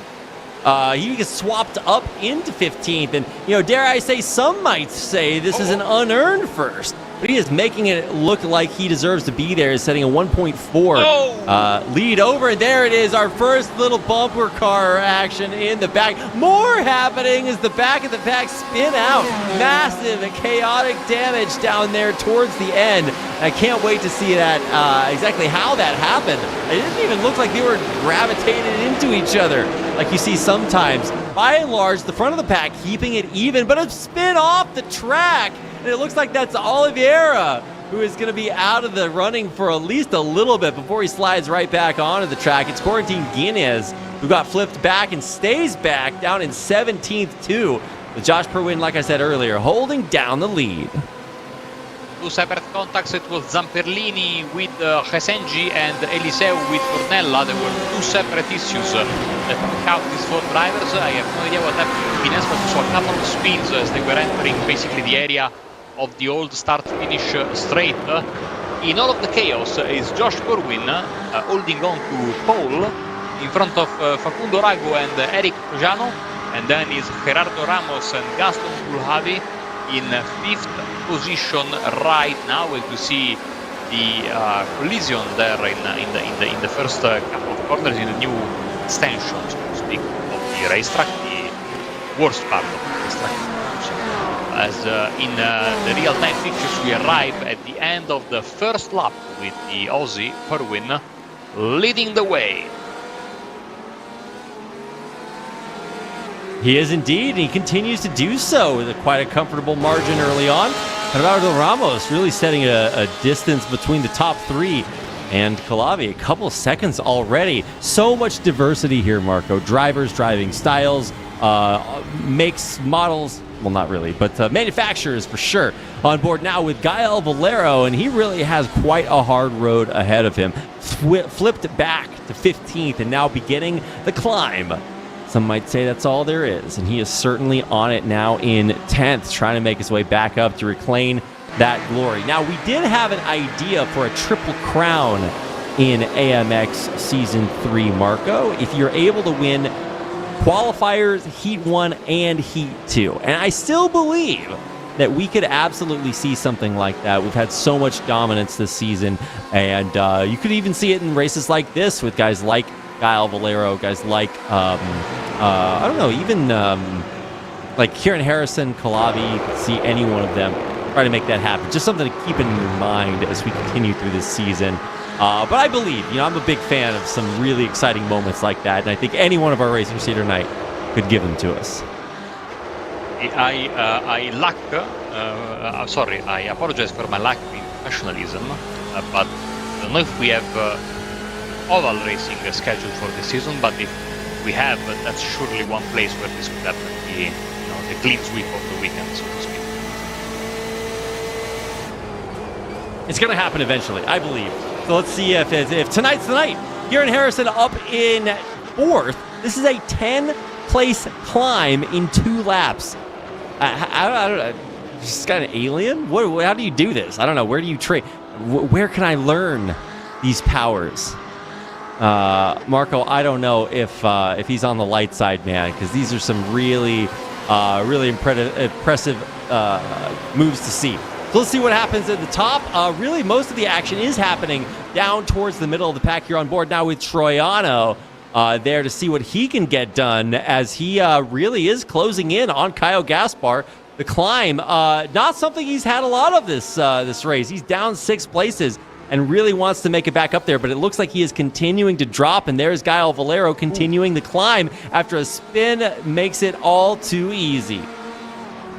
That's Flavi that rejoins in front of Diego Birreal, sporting the classic AF Corse beautiful livery. I'm rarely all that patriotic, etc. I'm the opposite of that, but Ferrari looks good, and unfortunately, now it will be less beautiful because there will be certainly some damage, and Flavi was having a nightmare 30 seconds or so. And now his BMW is really missing some important bits and pieces.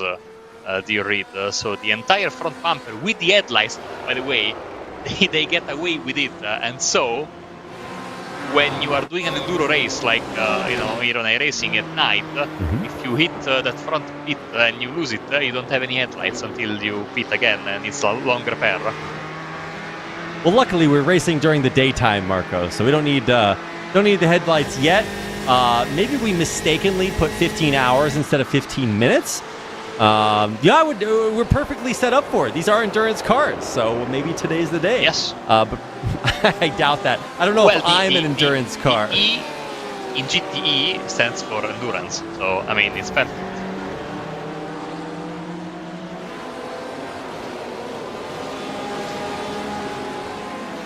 Indeed it is. On board with Quarantine Guinness. This is a guy that, like Kyle Valero, we expected great things from, but after getting flipped back, he is struggling, languishing there in the back. And we only have 7 laps here. This is a longer track, and to keep it within 15 minutes, we have limited the lap times. Or we've limited the number of laps. There we go. That's what I meant to say.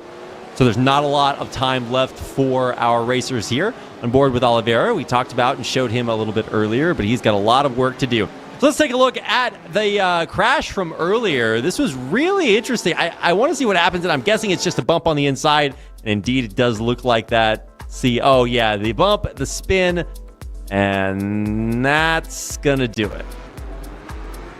Yes, so Kulavi then gets it again, loses the front bit of his car, then gets the car going again, and at the end of the straight he will be hit by the red Ferrari of Diego Villarreal. Now you might be wondering, folks at home, why aren't we seeing all the bits and pieces fly from this car?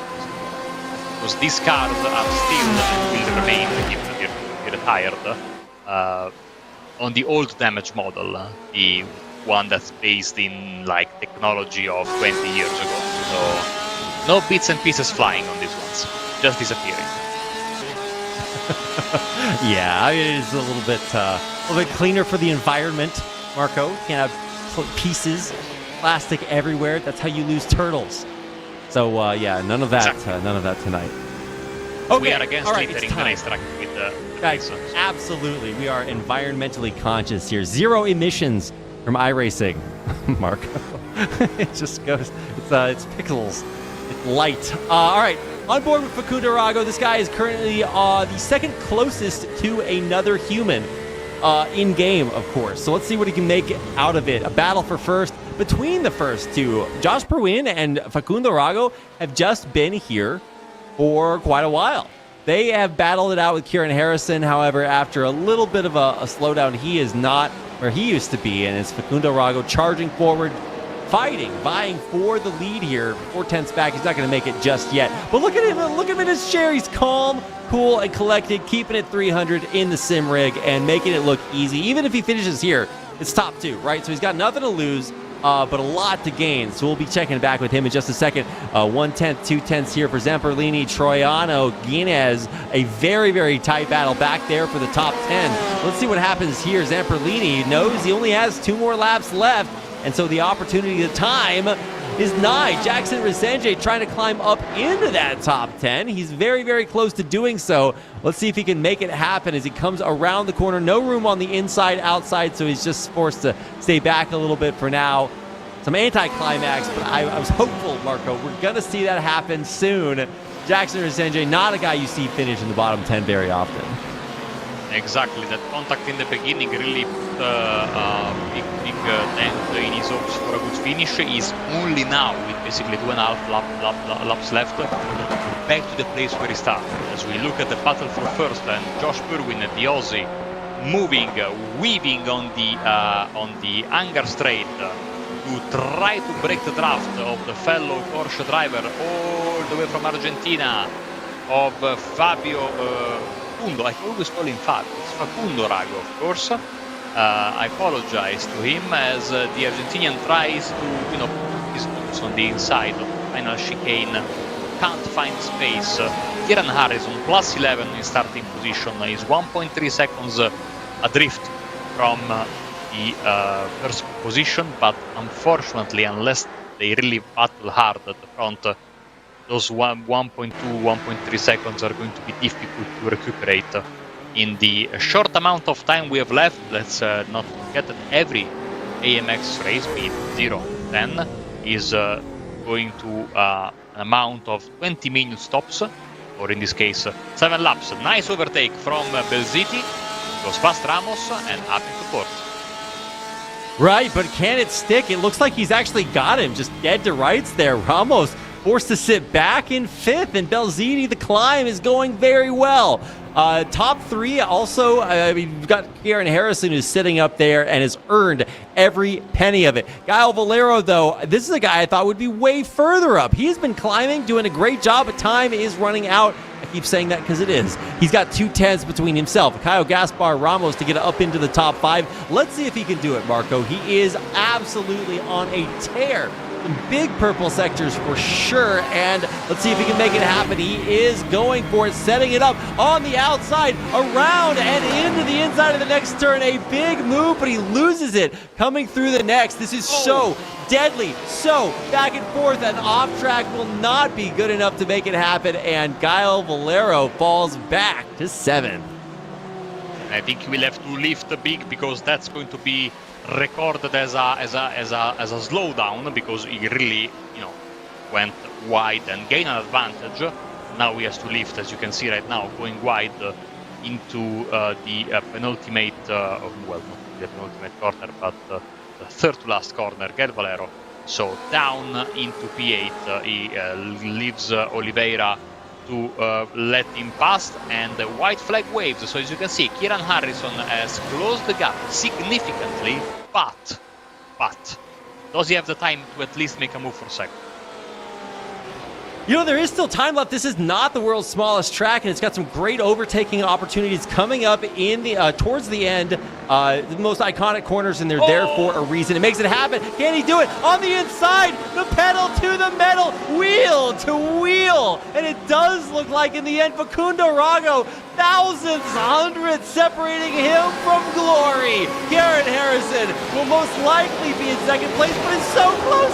Facundo Arago, Harrison, Arago. It's Harrison back up into second. Absolutely mental finish to what has been our best race so far. Marco, hold me. I can't handle it. We're coming in. Barney's got the checkered flag ready. And if you look at the front of Rago, he's looking at the back of Harrison. But for how much longer the finish line is coming up, and it is still hundredths, Marco, that separate two of our most fierce competitors, bringing it down to the wire, wheel to wheel. Harrison charges through up into second, and Rago drops back, giving it back to the king.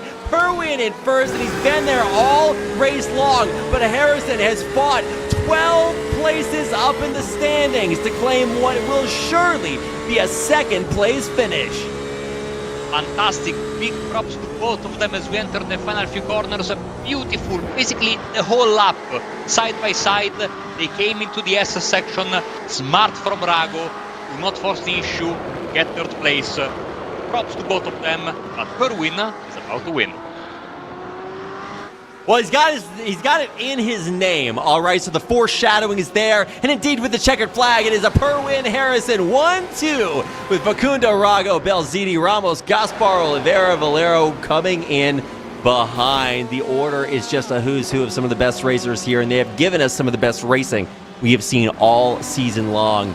AMX Season 3, man, we're only 8 races in, but it is absolutely delivering some amazing racing experiences. What a way to close out our GTE time on Silverstone, Marco. And Diego Villarreal is about to finish. He's going to miss out on the reverse pole, which will go to Gaston Kulhavis, a beautiful BMW.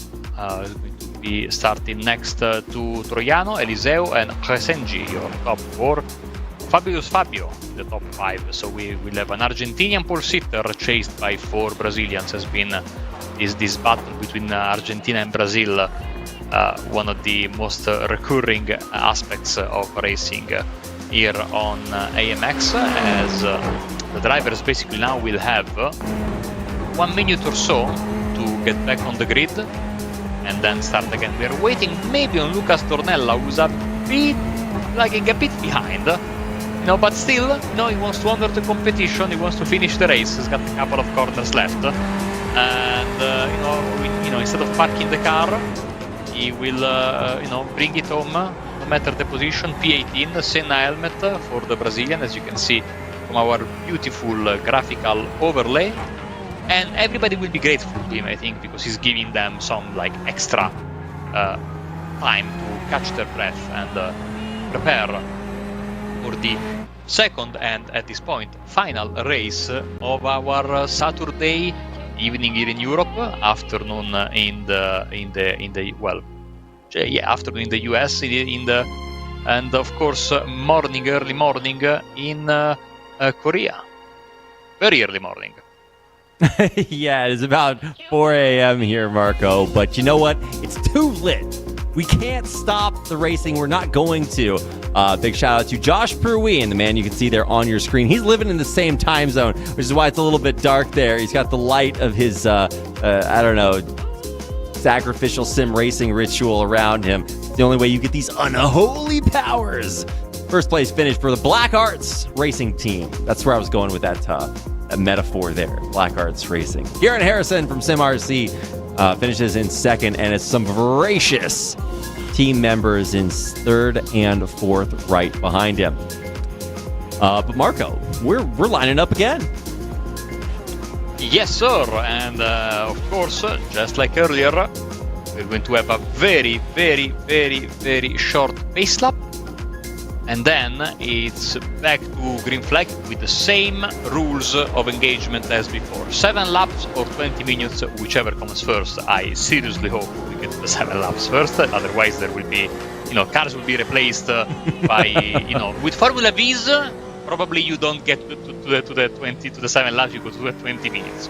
But with GTEs, we should be okay, unless somebody has changed the engines of these cars in secret between race 1 and race 2. Just a quick rebuild. That's what we call a Williams engineer, Marco. But there we go. Everybody's a critic. All right, now we're underway for lap number 1 of our second heat of our last race of the day. It's AMX 10, $601 on the line. race number 8 of Season 3, the AMX Global League. On board with Josh Perwin, a man who was first, now in 15th, 16th. It is heavy as the head that wears the crown. And already our first spin out in the back of red Ferrari livery off the track. And let's see where that puts our competitors. Kieran Harrison in 10th, one of the big almost winners of our previous heat. Let's see if he can do it again, Marco. And bad news for Fabulous Fabio, not his greatest racing day. He has already retired from the race, so we have our first casualty of this final race of the night. You can see the cars are really cutting big time on what was once the final corner before they switched around. For those that are not familiar with Silverstone, you are not crazy. There are 2 start-finish lines. One of them was the start-finish line until they built the extension which basically is where they start right now, on the Lewis Hamilton straight. So easy to get confused. I get confused all the time. When I comment the race at Silverstone, because I'm old, and so for me the new start line is still a novel concept. The replay that we will see, and a massive net, but unfortunately this is part of the rules of engagement. We get for so many good things that we get with sim racing, there are some things that are impossible to avoid. This rejoin wasn't ideal though. To quote Jose Mourinho, former Chelsea manager, I prefer not to speak, because if I speak, I get in trouble. I don't want trouble. I don't blame you, Marco. Tragedy just happening right, left, and center. And this is what happens when Fabio Zamperlini tries to race with a somewhat normal livery. Man, he's got to really embrace the icon that we know he is. Let's hop on board with Quarantine Guinness battling his countryman Guile Valero neck and neck there, heading into the top 5. We absolutely know that they can hold it, and maybe even claim a few higher places, spaces opening up there as well. This is a really tight battle, though, for Guile Valero battling Oliveira right behind him.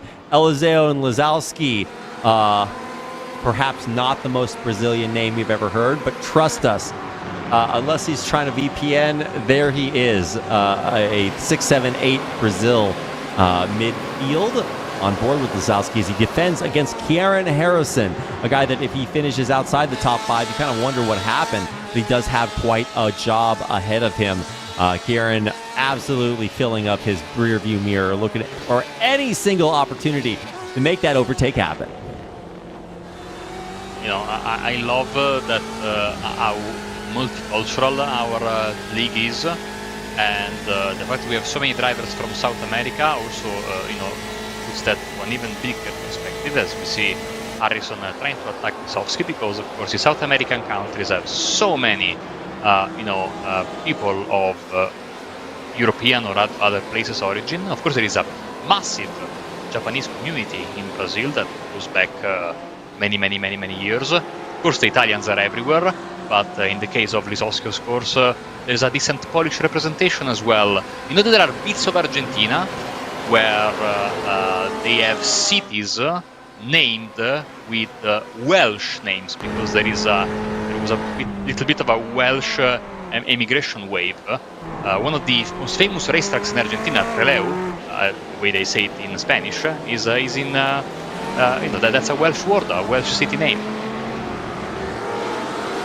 There's also a very heavy German component in Argentina, Marco. It's maybe a slightly different story.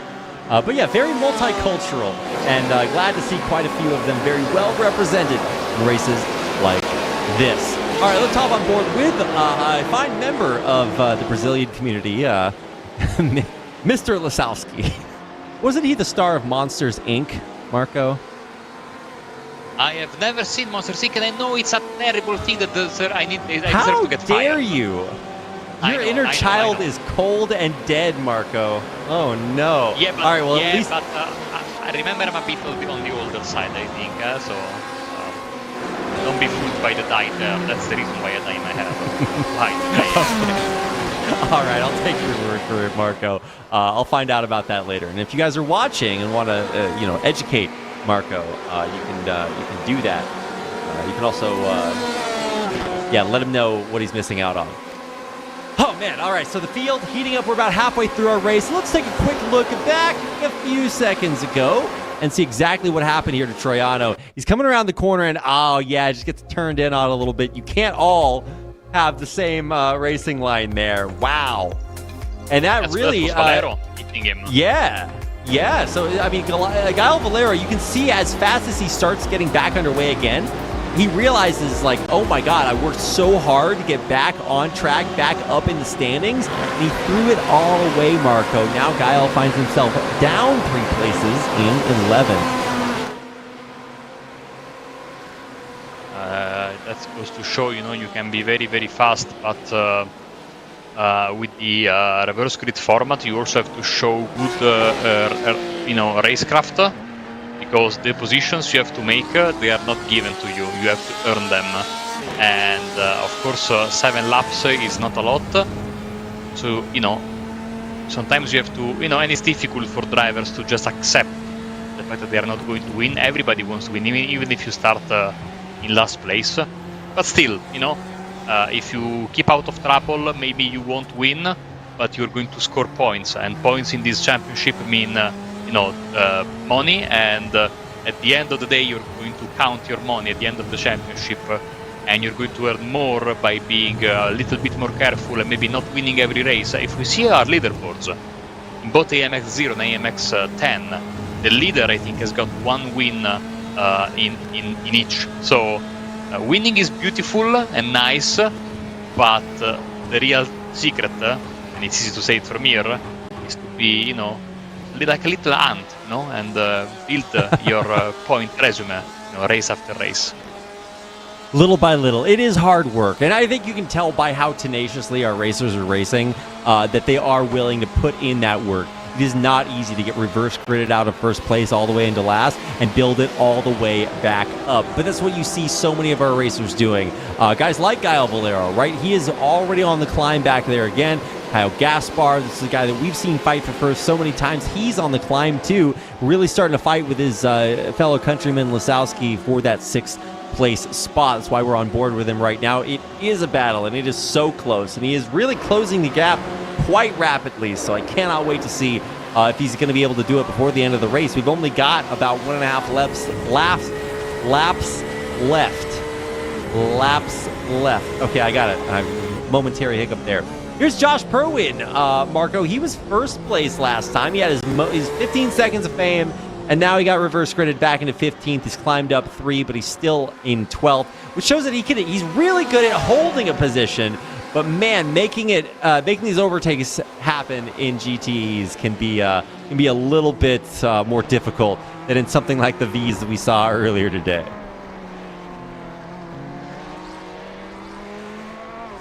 We are coming out of what once was the final corner, the old front straight, which is now the, I don't know if you want to call it the back straight. The problem is also that both of these straights look very, very similar, and they both feed into a right-hander, very fast right-hander. So again, maybe because I'm old, easy to get confused, but we are through the Maggots, Beckett's and Chapel section. Chapel is of course the one here on the right, that brings us back to the Hangar Straight, historical back straight of Silverstone, and now this will feed in Stowe Corner, famous corner where Michael Schumacher had his terrible crash in 1999, which took him out of action for basically almost the entirety of the second half of the season. And the final chicane, which I don't remember the name. Now they're joined by Oliveira in front of all of that and everyone, truly. Rezenja, Kulhavi, and Guinness with the overtake, making it happen. He has climbed all the way up to claim $25, but Rezenja is not giving it yet. A shove off the tracks. Hand-to-hand combat. Look at that man grip that wheel. He's got those racing gloves on. He is not letting go for dear life. That is how you take back second place. As we go once again onto the old start-finish straight as we prepare to enter the beautiful S section that I mentioned earlier. Gaston Kulavi looking good, 1.2 seconds. He has to hold on for just 1.25 laps basically before he can claim victory here at Silverstone.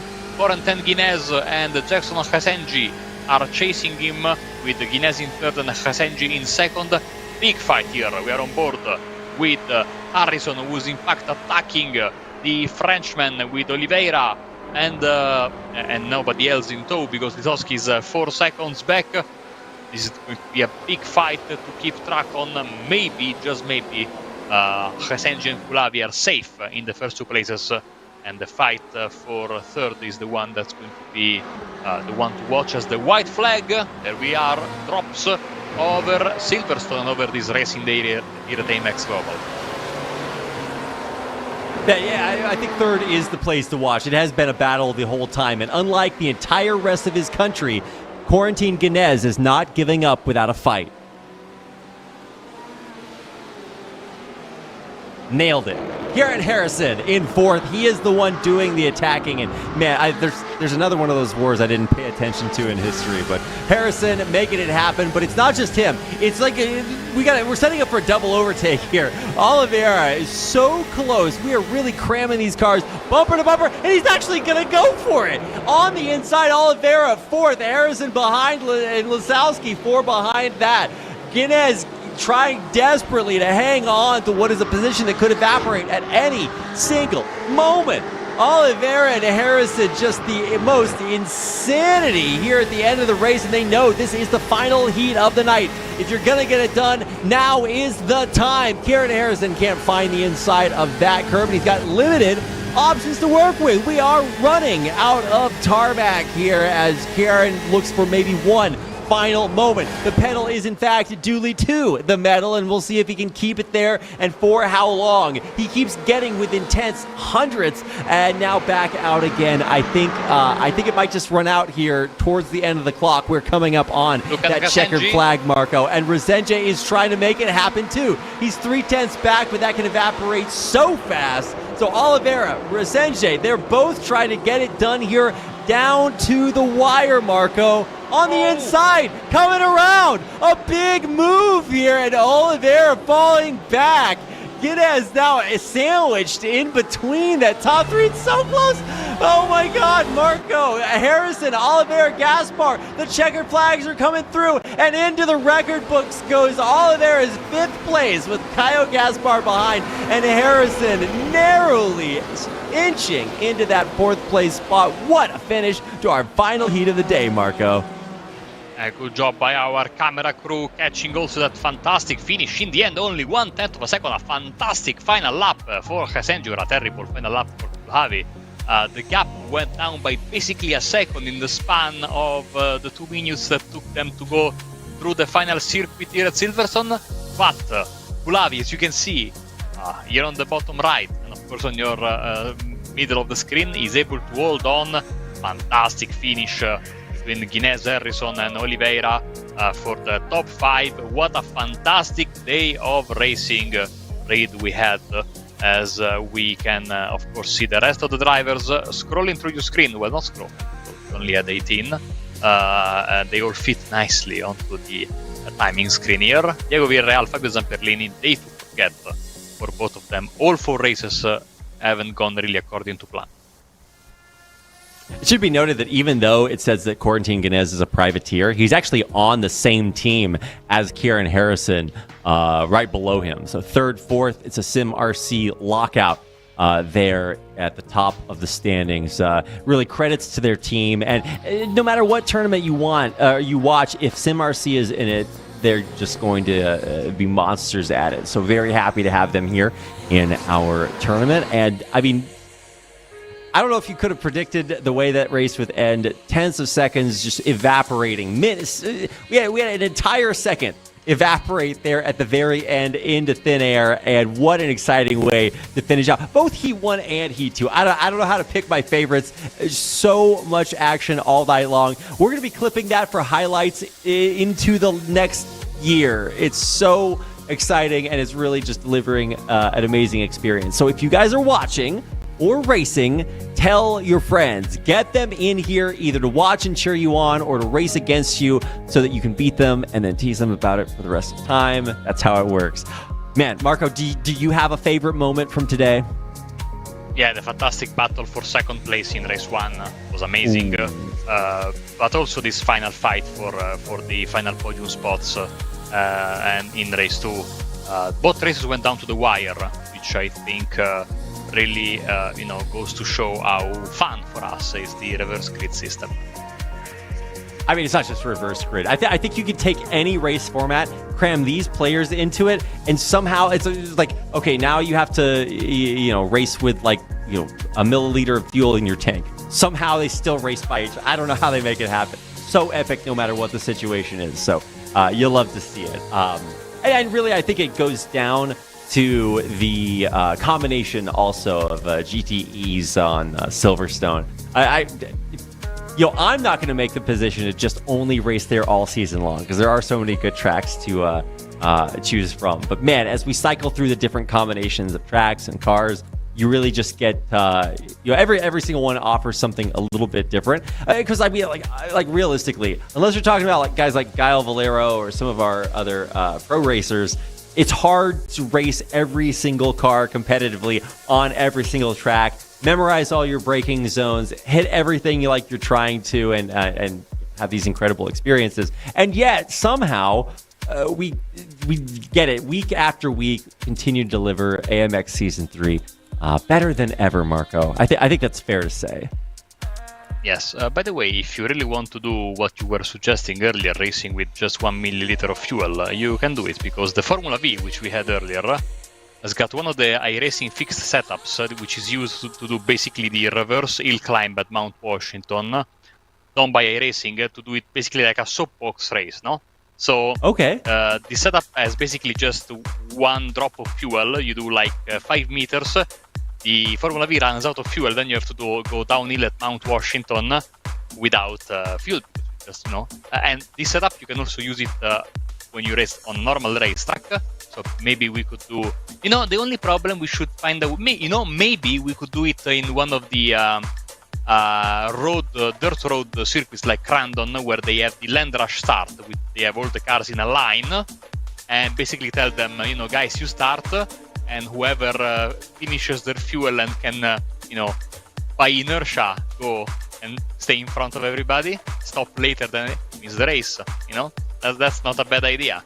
It's going to be the slowest race ever, but also quite exciting. It's too bad we can't have a rally format broadcast on the Mount Washington stage because iRacing doesn't allow it due to technical limitations. I would love to do a rally stage of sorts.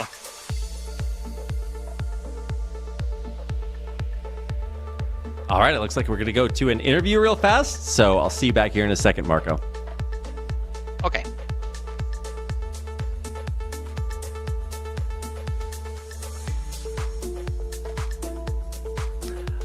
Okay, a warm AMX welcome to Jackson Rezende. Jackson, hola, how are you doing?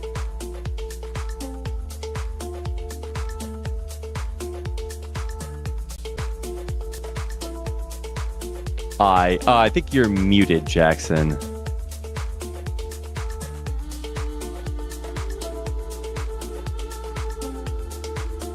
Or not.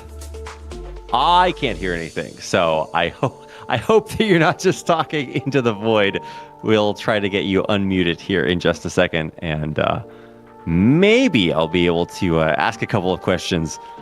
I don't know what's happening, but I hope that we can figure it out here pretty soon. What's funny is that we're working so hard behind the scenes to get this working that while it looks like nothing is happening on your screens, we have about 100 things happening behind that. And now I'm back with Marco. Oh my. And we're good. All right. Hello, Marco. Look, okay. All right. We're trying a lot of things, and unfortunately, they don't all work correctly. So that didn't work, but we might be trying again. I don't know. ultimately, our goal, Marco, is to deliver the best sim racing experience to the people out there. And you can't, what's the one about omelets? Make an omelet without breaking a few eggs. There we go. All right. Eventually, I'll figure out my metaphors. So, unfortunately, we couldn't hear from Jackson or Sanjay there. I'm not great. My Portuguese is not great, but also my Portuguese sign language, not great. So I was really trying my best. Unfortunately, didn't work out. But if any of you guys out there watching are great Portuguese sign language readers, then, let me know. Send us a tweet to AMX_global, and I'll give you some credit later on. So looks like we're going to be preparing for... You're just here to... We're preparing for an interview with Kieran Harrison, and I think he's ready to go. So we're going to go ahead and flip over to that right about... Hold on now.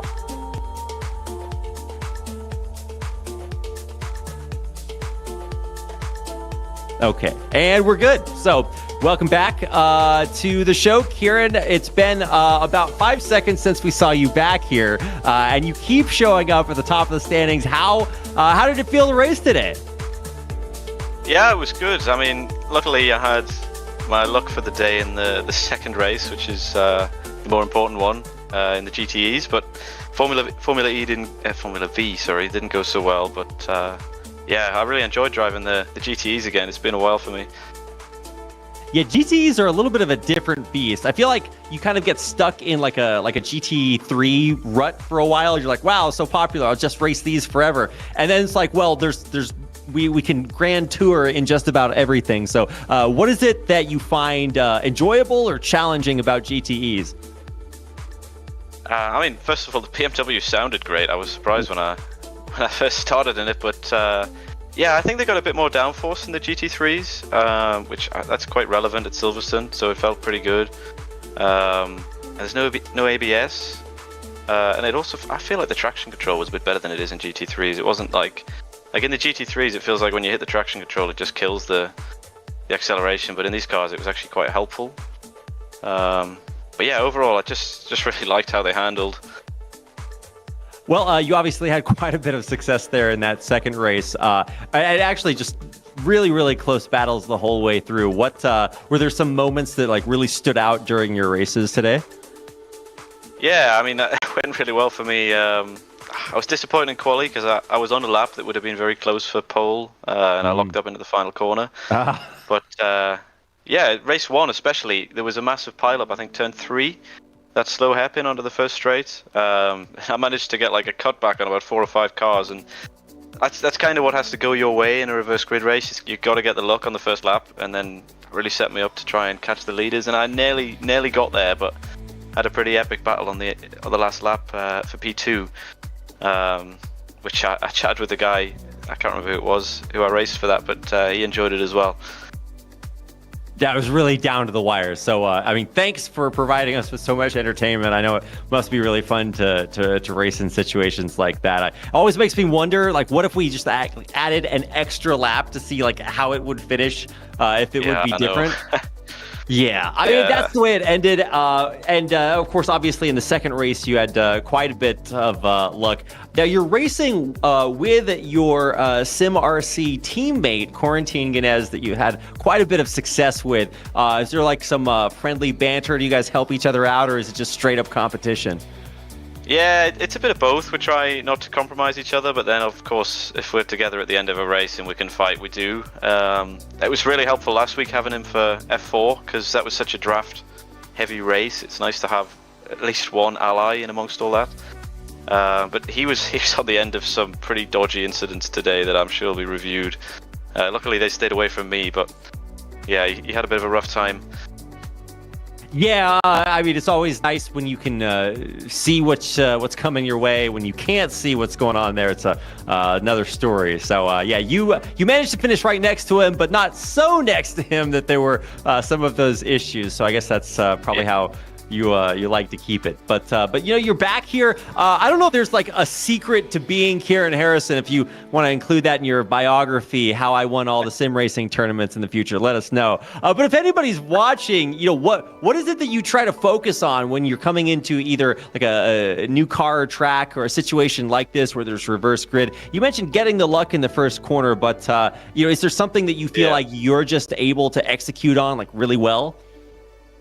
I mean, especially these reverse grid sort of races, I've done quite a lot of that, like in TCR in the past. So it's very helpful having that experience to try and negotiate, like certainly the first few corners and laps, because as I'm sure you can gather by all the carnage in the reverse grids, it's more about survival than anything else in the first few laps. And if you survive, you profit from that and you gain from other people going off. So I think just having that experience in this sort of format is kind of helping me out quite a lot in this series.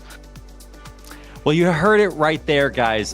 Defensive driving, it's important. So I'm not directing this at anyone in particular. I'm just saying, make it happen. All right. Thank you so much, Kieran. That's going to do it for our interview. Do you have any shout outs before we go? Just for my friends and family that always tune in. Thanks for watching. Well, thanks for being here, Kieran. It was great to have you. We're going to take a little bit of a break and throw it back over to Marco to close out the show. Thanks so much, Kieran. Thank you.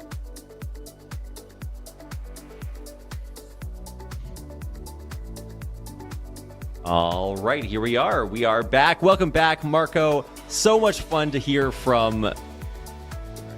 that button. Yep. So much fun to hear from Kieran Harrison there, and certainly one of the superstars of that race today. Even involved in some of the best moments we had today. So, really just another fantastic day of racing. Wow, what a surprise, Marco. Yeah, I mean, we are getting great quality of racing. I think it's been a fantastic season. Bigger grid not always translates to better racing. It's more difficult for everybody, for the drivers, for the organizers. But I think that AMX is really tackling this the right way. We are seeing some normal chaos because it's in the end sprint races with reverse grids. But all things considered, the quality of racing is good. We are having a lot of fun. By the way, tomorrow, same time, same place. Well, different place, of course. We have AMX 0, so free of charge. And again, it's going to be a free car on a free track, the Radical SR8 on Okayama. Now, if you don't have an iRacing subscription, and you say, well, I want to race, but, well, iRacing is having a deal with 40% off their subscription. So you can basically get in at a discounted price with the base content. You could race tomorrow. Practice first, please. Don't jump in at the last moment. And then for AMX 10, after that, we'll be racing GT3 cars at the beautiful circuit of Zolder. So it's going to be a nice evening of racing. Same time tomorrow, here, Sunday, on AMX. Yeah, finishing things out there on Zolder. I think that's like the other Belgian track, right? Everybody knows Spa, but Zolder's like also down there too. I wouldn't say it's just as good, but it has things that are very iconic about it. So it's going to be a great way to finish off the night tomorrow. We're racing at Zandvoort, not Zolder. We're racing at Zandvoort. That's mistake. Not the same, Marco. I mean, how many Z tracks are there out there? Zandvoort, you got to go up a little bit. Zandvoort and Zolder are the European version of Road Atlanta and Road America. We always get confused. Actually, or like something close to that, like Atlanta and Road Atlanta, Yeah, but we have the new Zandvoort, which has rescanned recently, with the new F1 modification. So I think we'll be racing on that, and I think it's going to be the first time here on AMX. So another grade one, another mixture between. Well, of course, Okayama used to host F1 in the 90s. It's more of a club circuit right now, even though Super GT races there. Then we'll go to another grade one-ish track in the new and improved Zandvoort later in the night. Cannot wait to see that happen. But before we start that race, we have to go. And the faster we go now, the faster we'll be able to get back to more racing tomorrow night. Before we go, I got some housekeeping to do. Make sure to follow us on social media, Twitter and Instagram, AMX Global. Search us up. You can find us there. And keep in touch with all the things we have going on. We've got highlights updates, announcements. It's all there on social media. So AMX Global, you can see our socials right down below the screen. You can watch us on Twitch and YouTube. Subscribe or follow us and tell your friends about us. We'd love to grow it and make things even bigger. Big part of that is you guys. So if you're watching out there, make sure to spread the word. We really do appreciate it. Last but not least, if you want to get involved in the conversation, join the AMX Discord. You can see the link right down below the screen also. And if you'd like to join us on the screen or be interviewed like you saw Kieran earlier, then head on over to amxrace.com to join us for AMX 0, AMX 10, or any of the action we have coming your way in AMX Global League Season 3. It's been an amazing night, and we've got another one coming up here tomorrow. So hope to see you back here for that. In the meantime, on behalf of myself, Marco, our production team behind the scenes, our racers, and you guys, the viewers, thank you so much for tuning in. We'll see you back here again tomorrow.